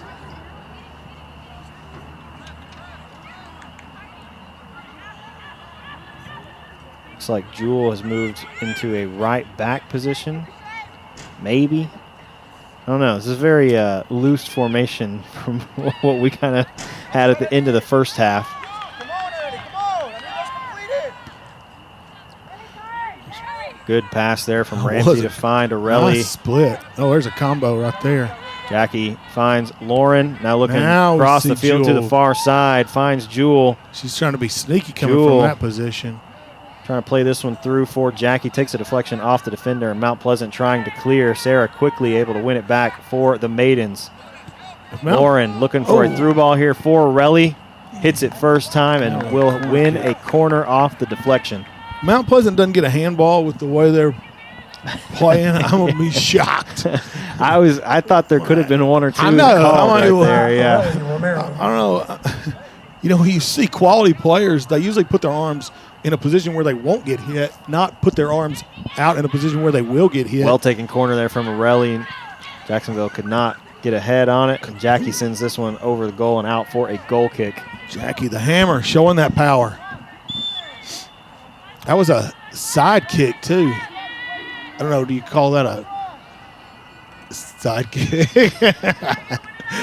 If you get your other foot in the air, it's a scissor, but I think she kept that one foot on and just whacked it. Just a volley. Just a volley.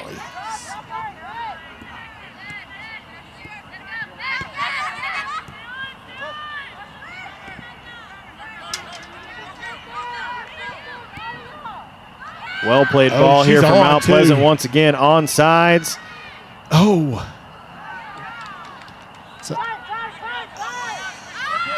Jacksonville.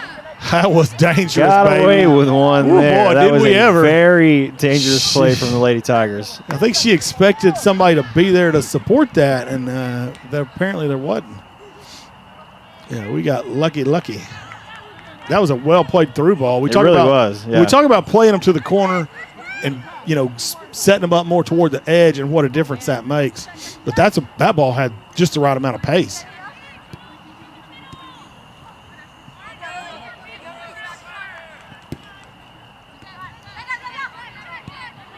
Is this the same Mount Pleasant team that played the first half?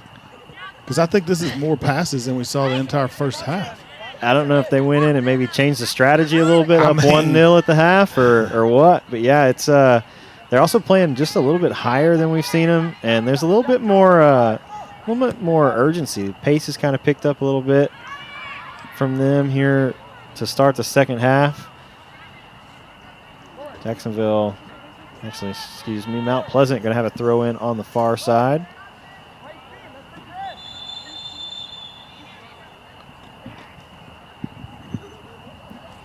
One thing about this referee, we've had him a number of times. He's a real stickler about where that they place the ball or where they throw in from.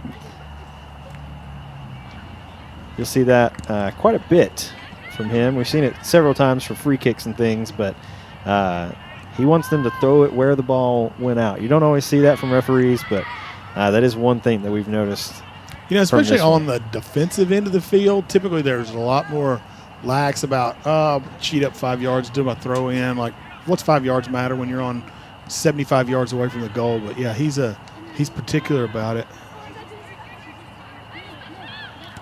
Clara trying to find Heidi. Mount Pleasant sends this one back into the Jacksonville defense. Itzel able to find Sarah. Now Jewel plays it back for Itzel. Now Jewel with some green grass in front of her. On the far sideline, makes a good pass, finds Jackie with some space in the middle of the field. Her pass played behind Lauren, able to get past the defender, now looking for Jackie once again. Jackie with a good move, fires this one at goal, blocked by Mount Pleasant. Surprised Mount Pleasant's not getting more people back to defend. Sarah finds Jewel. Jewel looking for Lauren, and a fantastic save there from the keeper.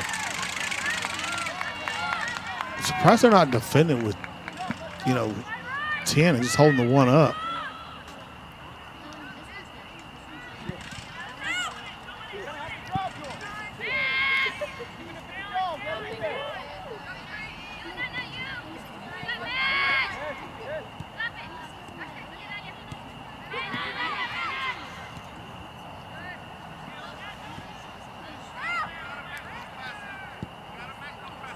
Clara going to send this one forward for Heidi. Quickly pressured by the Lady Tigers. Now Sarah finds Jewel, and back to Clara.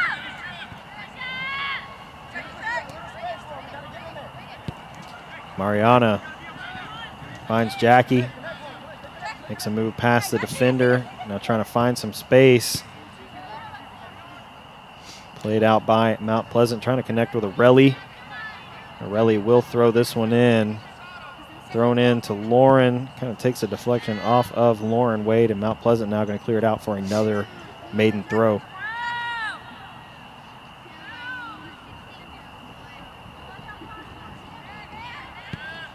Lauren hits this one to the far side. Trying to find Jewel over there for that. Yeah, Jewel not able to keep that one in. Ball kind of knuckled. I think the way Lauren hit it, Jewel kind of had a hard time reading it. I mean, it's hard to bring down those balls played across like that.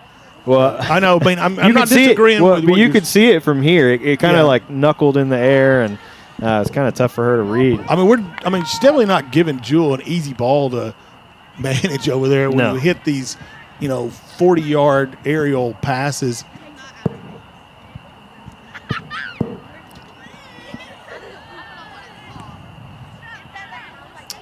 They're marking Lauren pretty tight to start the second half.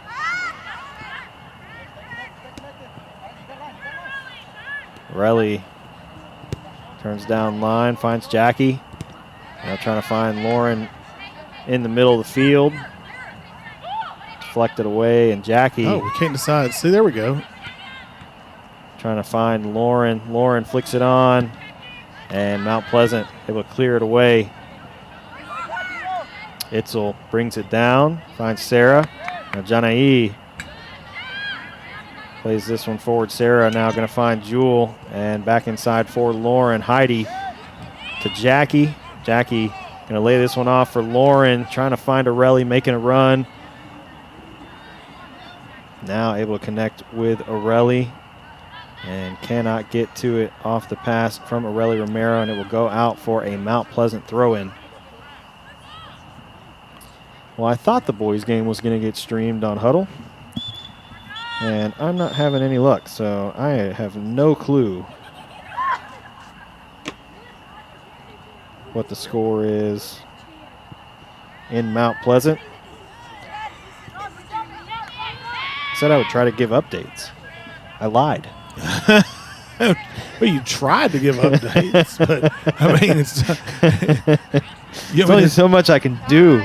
You want me to text somebody over there and see if I can find out? I can. I mean, I think they started at 7, so it's probably, I don't know, almost 10 minutes left in the first half, maybe, if they started on time. Oh, 10 in the first half? Yeah, 10 left in the first half. Oh, okay. If they started on time, which rarely happens, it seems like. 31 minutes remaining. Jacksonville still trying to find that equalizer. We said first 5 minutes of the second half they needed to find a goal. They've had some opportunities. We'll stretch that out now. Had some opportunities, just none that have really been threatening.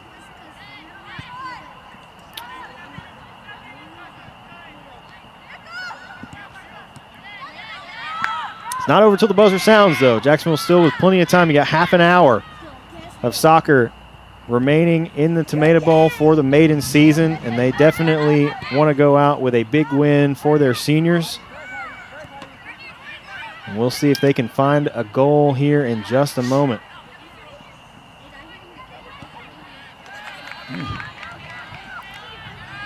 Mount Pleasant looking into the middle. Mariana with a good read, able to get a foot on it. Mount Pleasant quickly winning back possession, though. Pushes the ball forward on the near sideline. And now played across the field. Jewel first to it, finds Lauren, able to bring it down.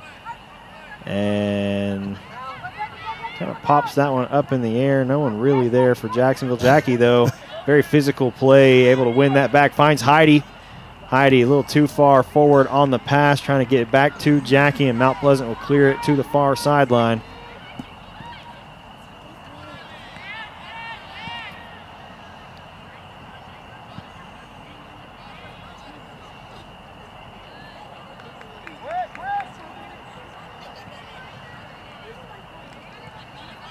Oh, here, I got you an update.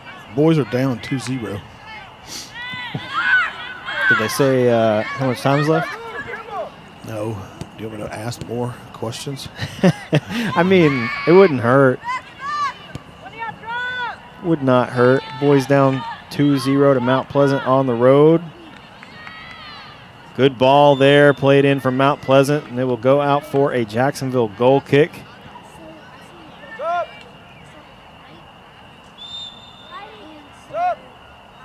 Heidi going to make her way off Aubrey back into the game for the Maidens.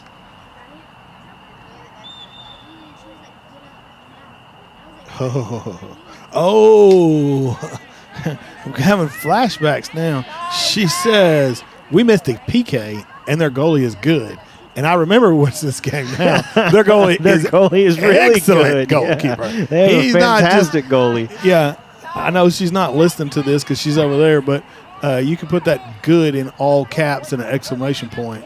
So he's the best goalkeeper he's the best goalkeeper we've seen all season. I think so, yeah. for boys, so no shade on Ramsey Mateka and her all-state run.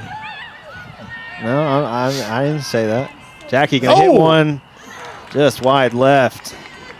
Good idea, though, from Jackie, though. I mean, she's very capable of hitting from that range, and if you catch the keeper covering the near post. They have chances to set her up because they drop back and defend right at the top of the box. If they would drop the ball back to Jackie and let her get her set, she could take a shot, basically just like a free kick, and put it in a dangerous place. It's harder to take a shot when you're moving and trying to coordinate yourself, but if they'll set Jackie up and just drop her a ball back, she can bang them.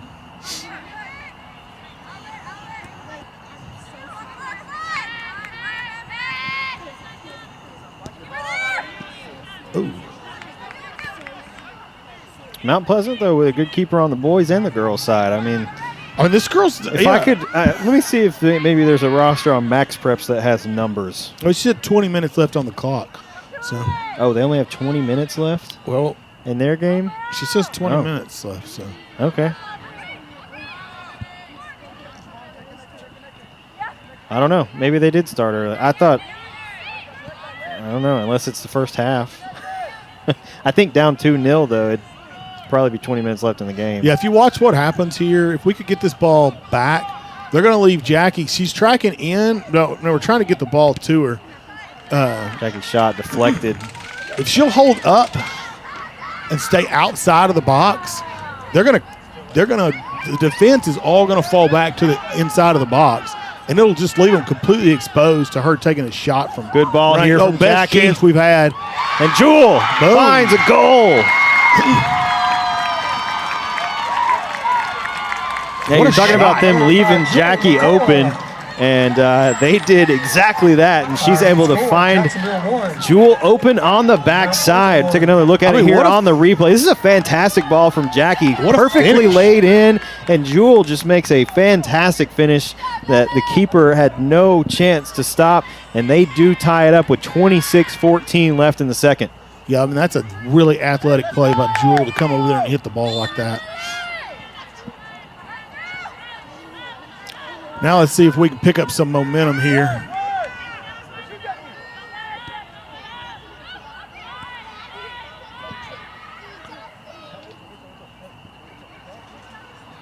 Ooh. Okay, they do have a 00 listed on the roster on Max Preps, and that is Alexis Garcia. So I believe she is in goal for Mount Pleasant. She's had a great game so far. I mean, there was nothing really she could do about that. That's just a fantastic goal from Jacksonville. And that was what Jacksonville needed. I mean, there's still plenty of time. Like I said, there was half an hour of soccer left. They found it in about 4 or 5 minutes from there. And now Relly burns that, baby, right at the front post. Good save. Able to hit that one towards goal. Actually, I think that's Itzel. Oh, yeah. I think you're right.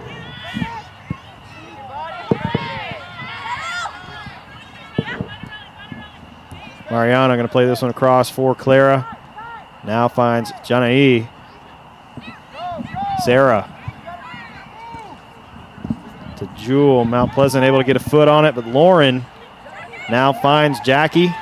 Jackie plays it back in for Lauren. Lauren going to hit this one. Takes a deflection off the defender and just wide of the goal. Will be a corner, though, after the deflection. So we'll see what Jacksonville can do here on the set piece. Gonna really come up and take it. Really's taking some good corner kicks. She has. She's taking some really good corner kicks. I think they're actually going to send Jackie over to take this one. I don't know. I mean, Jackie takes good corner kicks. I'm not saying anything against it. She's just bigger than most of the other girls, and she's very physical. And I think you're almost better off having her in front of goal most of the time.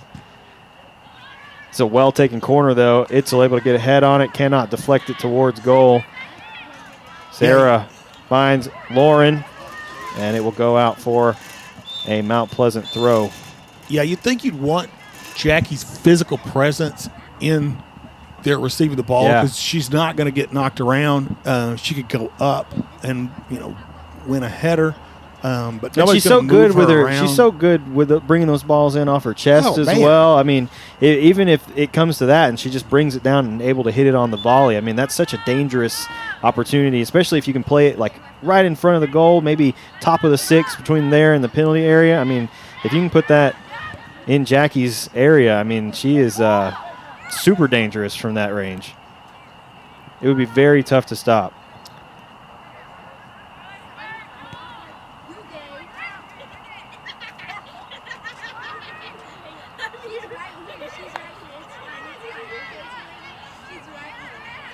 Aubrey tracking back, trying to win it. Jewel able to win it back for the Maidens. Finds Sarah.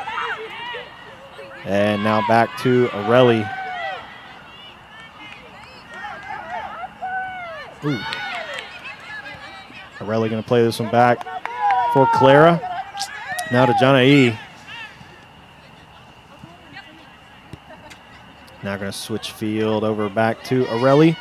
Has lots of space in front of her. Trying to connect with Aubrey. Now finds Jewel. Jewel going to play this one back for Areli. And Mount Pleasant will play it out for a maiden throw. Still plenty of time. Jacksonville has really controlled this half of play. And, I mean, as much attack as they have had, I wouldn't be surprised if we see another goal here for the Maidens in just a couple minutes.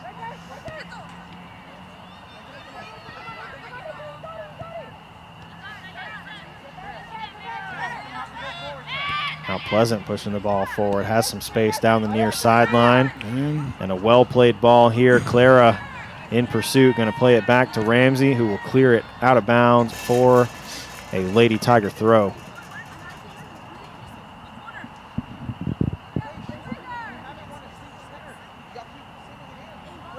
Yeah, when Mount Pleasant's coming up to try and press, they've got 1 or 2 people press on that ball, but their midfielders are so disconnected from it that it leaves them exposed, and they just come out of it. Jacksonville's able to come out of it. Ooh, we're going to have a corner kick. No, a goal kick. I'm not really. Huh. He's closer than me.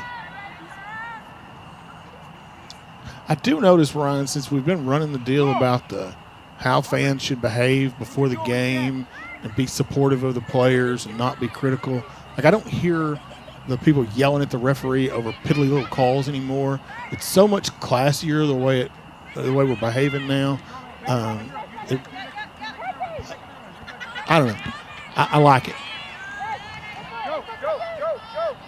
I like to hear people cheer and support the girls. Let them know when they do something good. Jackie with a good ball here has Itzel. Itzel trying to gain possession. And Mount Pleasant will now send this forward.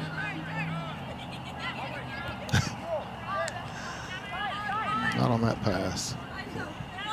What is it? No, yeah, I agree with you. I mean, and it's so often those little piddly things, like you said, that they yell at the referee about. I mean, it ultimately doesn't affect anything in terms of the play of the game. And, in fact, it usually comes back to bite you later in the game. Relly able to get a foot on that. Mariana trying to clear, finds Itzel. Yeah, I mean, when you start yelling about cards or whatever. Don't never do that. Whatever it is, it never ends well because it ends up usually more often than not, your team is then the one that starts receiving cards. Yeah, you don't ever want to start yelling for cards because when they start coming, you get to get some too. Mount Pleasant. You know, I was watching this one forward. I was watching a deal the other day because U.S. Soccer's trying to address the behavior of fans at games for all levels of soccer, especially in the youth. That not a handball? He's going to stop play now for Itzel. So, yeah, I don't know. He called the handball or just like. I don't think so. I think he just stopped play. What did he do? Yeah, I'm not sure. Okay. It's going to be a drop ball, isn't it?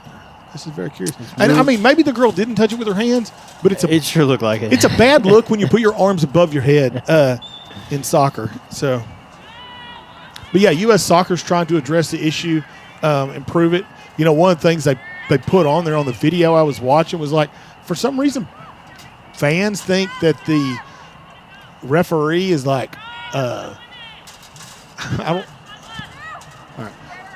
is against, you know, the team or something like that. And like, you know, the referee, especially in youth sports, they want to do a good job. They're there trying to they're there so the kids can play. Yeah. Without the referees, you can't play games. Not very well. And so, you know, a lot of times it's just people need to have a little perspective and understand, like, hey, the referee, they want to do a good job. They're there trying to make the game happen for your kids.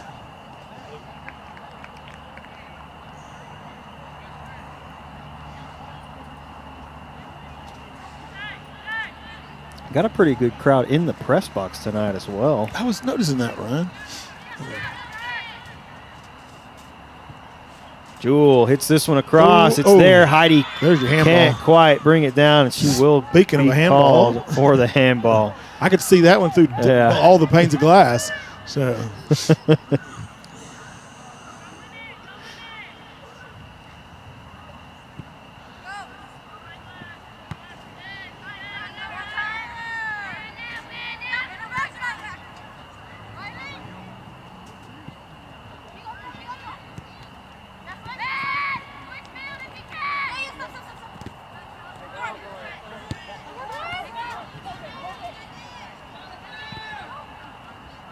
Jackie plays Lauren, able to keep it in, gets past the defender, beats it to the touchline, cross comes in. Jackie blasts that one off the head of the defender, and we're going to have a stoppage of play here. Hopefully she's okay. That was a lot of power on that shot from Jackie. If there was one player on the field that you do not want to get hit in the face by, the hammer. It is not the hammer. It is not Jackie. Update on the boys, 3-0. Ooh. Rough night in Mount Pleasant for the boys. That's one thing that they have really struggled with this season is conceding goals. I mean, there's, I don't know, very few clean sheets that they've had. It seems like somehow they always find a way to give up a goal. You got to sub her out for that? I wonder if she's going to sub right back in. I mean, she's been critical to their defense. So, yeah. Mount Pleasant's got a good team too. I mean, we got to watch it on display here in the historic Tomato Bowl a couple weeks ago. They have a fantastic keeper. We spoke about a little bit earlier. I mean, Martin did the game with me, and he's a college coach, and he immediately was like, "I think I need to call a coach about that kid." So, it stuck out. You know, oh yeah, he made a difference in the game. He made some incredible saves, some highlight reel saves that night. Yeah, the one where we had the ball played across the top of the box. Oh, we're in trouble right here. The one where we played the ball across the top of the box. It was a well-played ball and then a first-time shot, and he looked like Superman going out for that one and knocked it away. I mean, you just don't see high school kids make saves like that. The reaction time it takes to do it, the athleticism that it takes to actually execute it, is so rare. When you watch these games, and we watch a lot of them, really good players, when you know what you're looking at, stick out. Oh, yeah. And sometimes it's not, somebody's fast. Like a lot of people see, that kid's fast and they run and they kick a ball. Like there's a lot to the game, a lot more than just being fast or something. And really good players stick out. And the goalkeeper from Mount Pleasant definitely was a standout.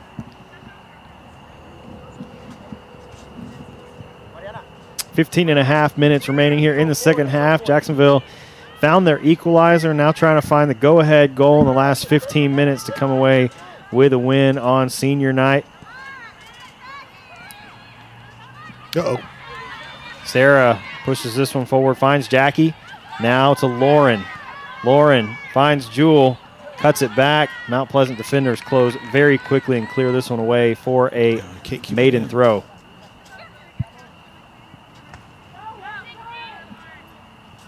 Jewel quickly finds Lauren.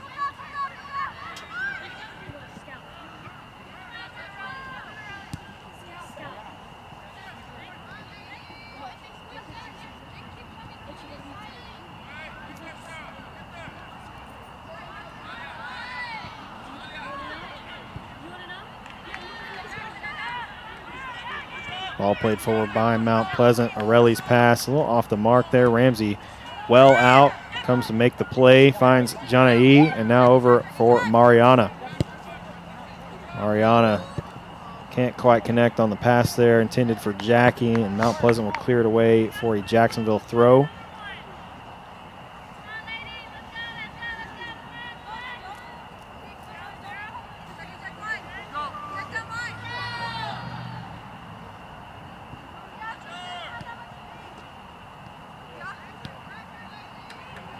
Well played ball here. Heidi in dangerously, lays it off for Lauren and cannot get the shot off. Aureli finds Lauren, now looking over the top, no one there. The play before that was a pretty good idea. Props to Mount Pleasant for doing their job on defense. A lot of teams, a play like that, they get disorganized and, we'll score. Didn't happen then. Lauren sends this one through for Jewel. And try to beat it to the touchline. Can't she almost got save it, there. and it will go out for a goal kick.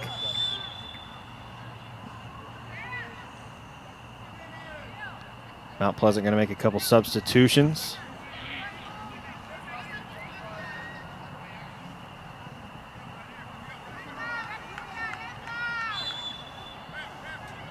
Is that the girl that got kicked in the ball? I'm not sure. I kind of think it is, but they did concussion I think it is. Should have banned on. They did a little concussion assessment on her after that hit from Jackie. Blast she took.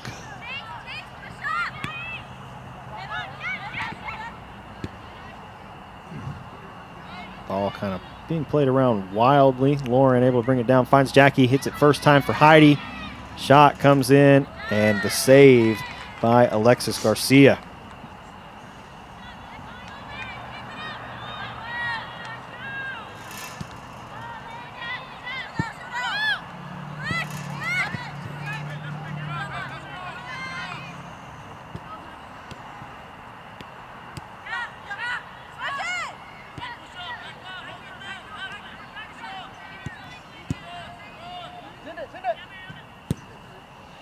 Mariana, long ball forward. Jackie in pursuit. Inside the 18, left-footed shot comes in well wide, but offside. It's going to be called. She doesn't connect it. He's calling it offsides, and this is a game. We actually have 3 tonight. We have lines people. Yeah, they did have a double for the JV game. But, yeah. That was 3-person crew tonight. Jackie currently slow to get up. Maybe a little crampage. She's had a lot of game time tonight. Usually there's some rotation where lets her come in and out a little bit. She's been, she's taken a lot of load. We talk about, Mount Pleasant, dangerous here. Mariana. We got lucky. Able to clear. 11 minutes and counting left here in the second half. If she connects that pass through and Mariana doesn't block that, got 2 players over here with some space.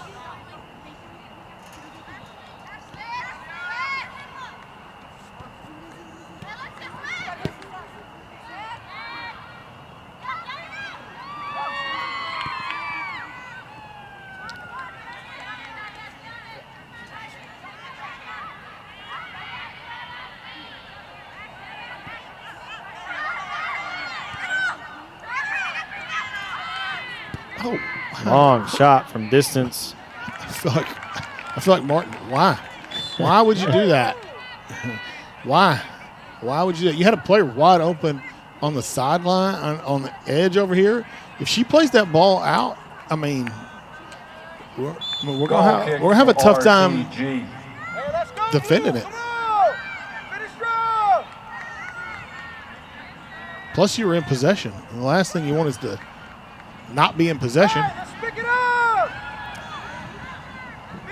Pirelli finds Lauren inside, quickly dispossessed by Mount Pleasant. Janae first to this ball finds Jackie. Jackie Badillo going to turn, trying to play Jewel. Mount Pleasant able to collect, not able to connect on the pass though. Lauren steps in front, and Mount Pleasant does the same as she's trying to get it to Jewel. Ball will go out for a Mount Pleasant throw in.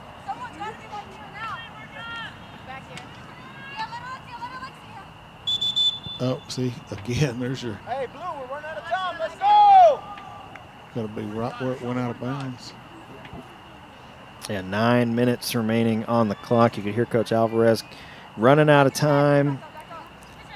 Let's go. Let's find another one. Had lots of opportunities here for the Maidens in the second half. Just, you know, you said it, Ryan. You know how good Mount Pleasant was supposed to be. We went up there and played them earlier in the season. And she's got to release quicker.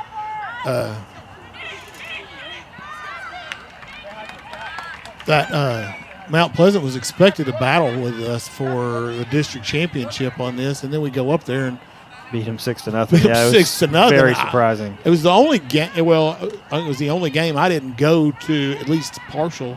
And yeah, I was really surprised to hear that. But must have been something with the players they had out with illness that must have really affected that. Because, like you said earlier, they had to cancel the JV game just to have enough players to play. Yeah, I mean, they do not look like a team that we would have beat 6-0. Oh, no way. Yeah. Jewel with some space in the middle of the field. Going to lay this one off. Jackie going to hit it first time.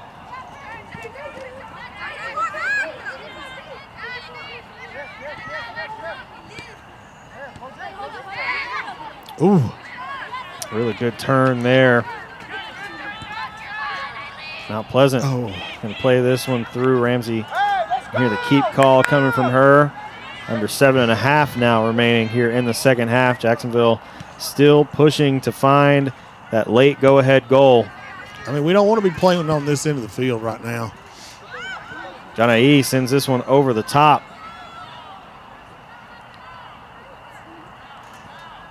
Itzel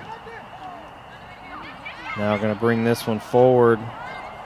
And Mount Pleasant steps to it.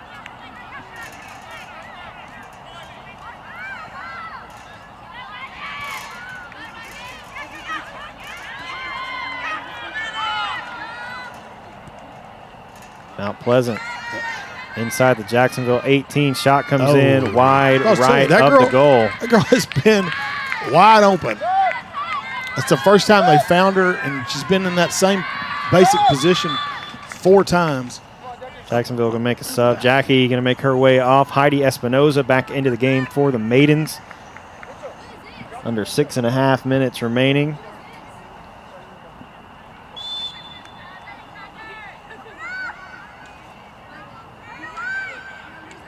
Yeah, this Mount Pleasant team is a puzzle we're having a hard time solving tonight.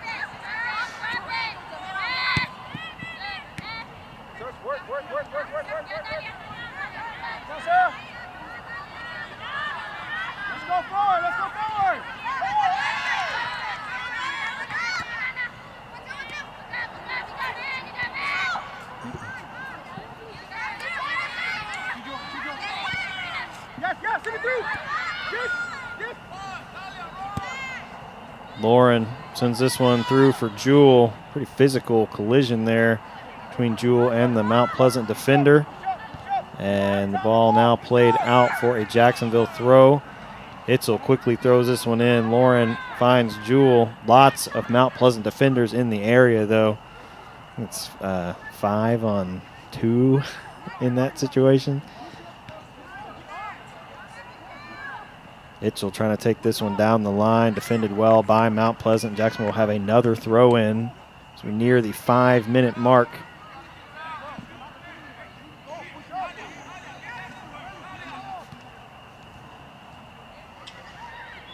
It's an interesting defensive strategy. Oh, 3-1 halftime. 3-1 halftime? Yeah. Okay. That makes me feel a little better. Yeah.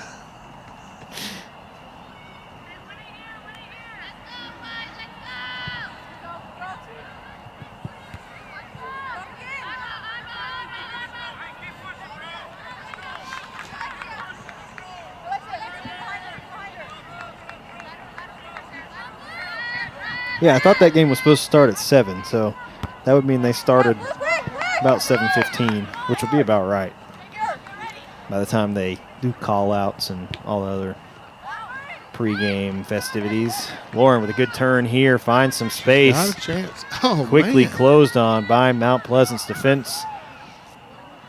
Jewell finds Itzel on the near sideline. Sarah. I mean, they are closing them down quick. Oh.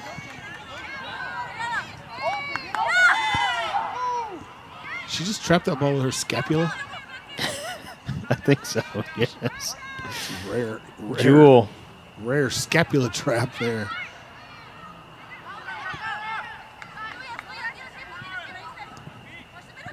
Mount Pleasant has some space. Plays this one into the middle. Johnny, some physical defending for the Maidens. This one's going to go out. Jacksonville will have a throw-in under 3:20 now left here in the second half. We saw a goal with 2 minutes and 14 seconds, I believe, last Friday. We'll see if the Maidens can find a late go-ahead goal similar to the one they scored last week against Hallsville. I was wondering, is Mount Pleasant's strategy with the, to try and just play for a tie here? But, I mean, they're not trying to play for a tie. They're trying to win. But they haven't dramatically changed from their strategy of play quality defense and don't let Jacksonville get any quality shots. Mariana hits this one towards the middle. Heidi able to bring it down. Jewell hits it off the post. Oh, my gosh. Oh, my. They don't get closer than that, Ryan. Whew. Man, and Mount Pleasant's going to have a throw in here. Let's take another look here at the replay of this. This is as close as it gets Mariana. without going in. I mean, this is a well-played ball from Mariana. Heidi able to bring it down, and, I mean, you can't get much closer there from Jewell McCullough. I mean, when it hits the post and bounces across the face of the goal, yeah. Yeah, very narrowly missing that go-ahead goal they've been looking for this entire second half. They're all over him, man.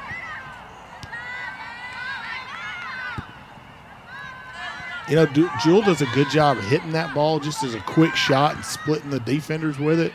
It's so difficult to do. Heidi plays this one behind Aubrey. It'll go out. Mount Pleasant throw in. Minute 45 now remaining in the second half.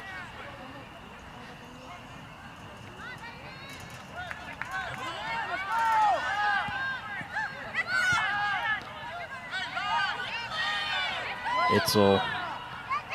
Ball goes through, finds its way to the Lady Tigers keeper.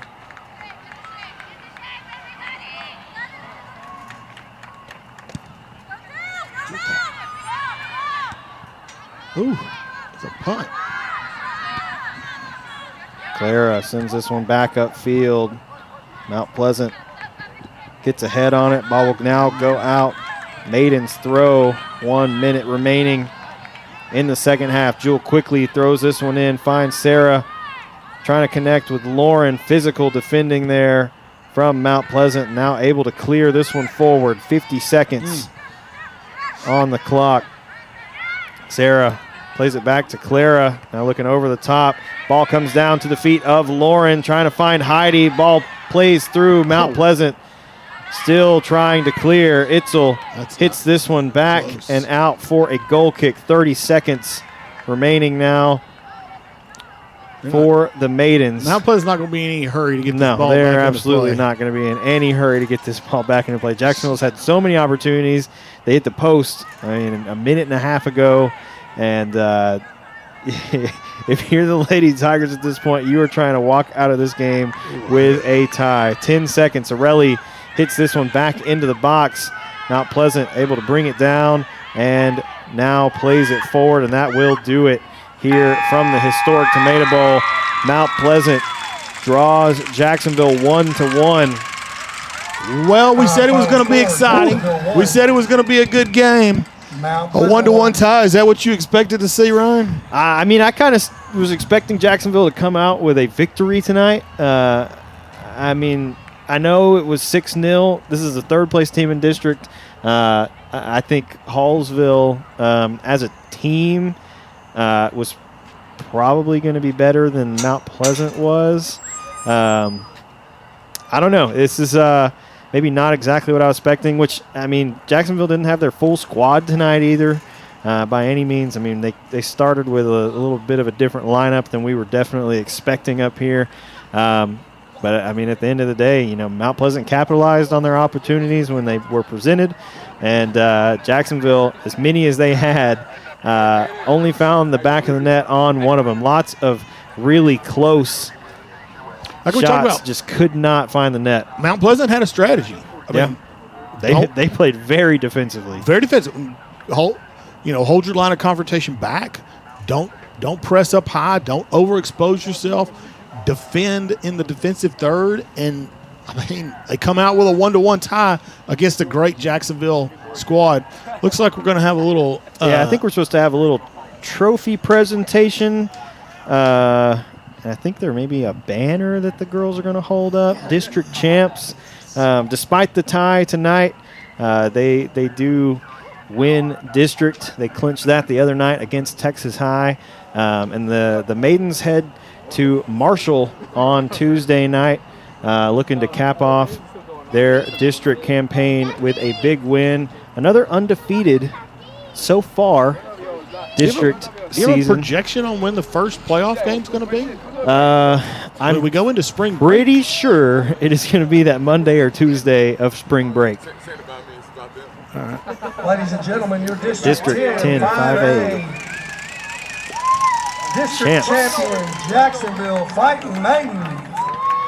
This is quite the sign they've got down here. JHS 24-25 District 10 5A champs. I will say, this is a rare occasion where I can actually see, I can read it better on the camera feed than I can see it and read it from the press box. Oh, yeah. Somebody put a lot of effort into this. This is quite the sign. Quality.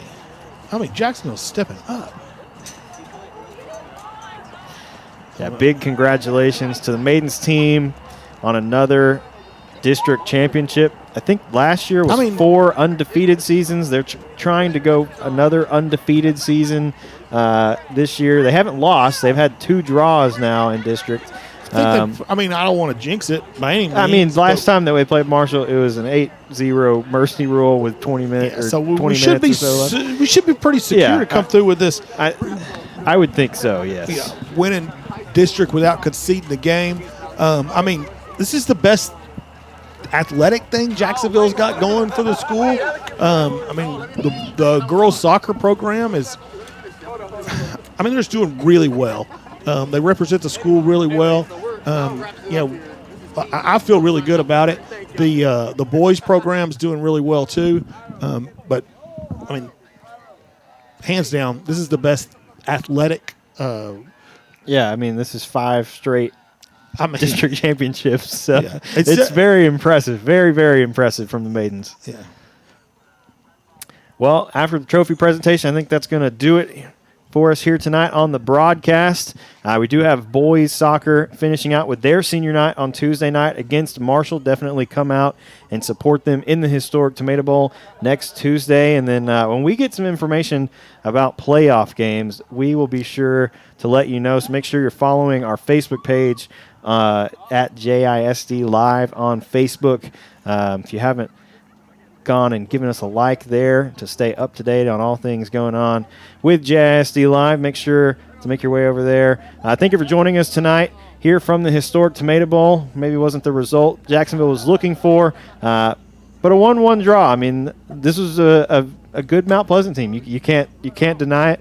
On behalf of Paul, Travis, Lee Trailer, and the JISD Live media team, thank you for joining us. Have a fantastic weekend, and we will see you on Tuesday.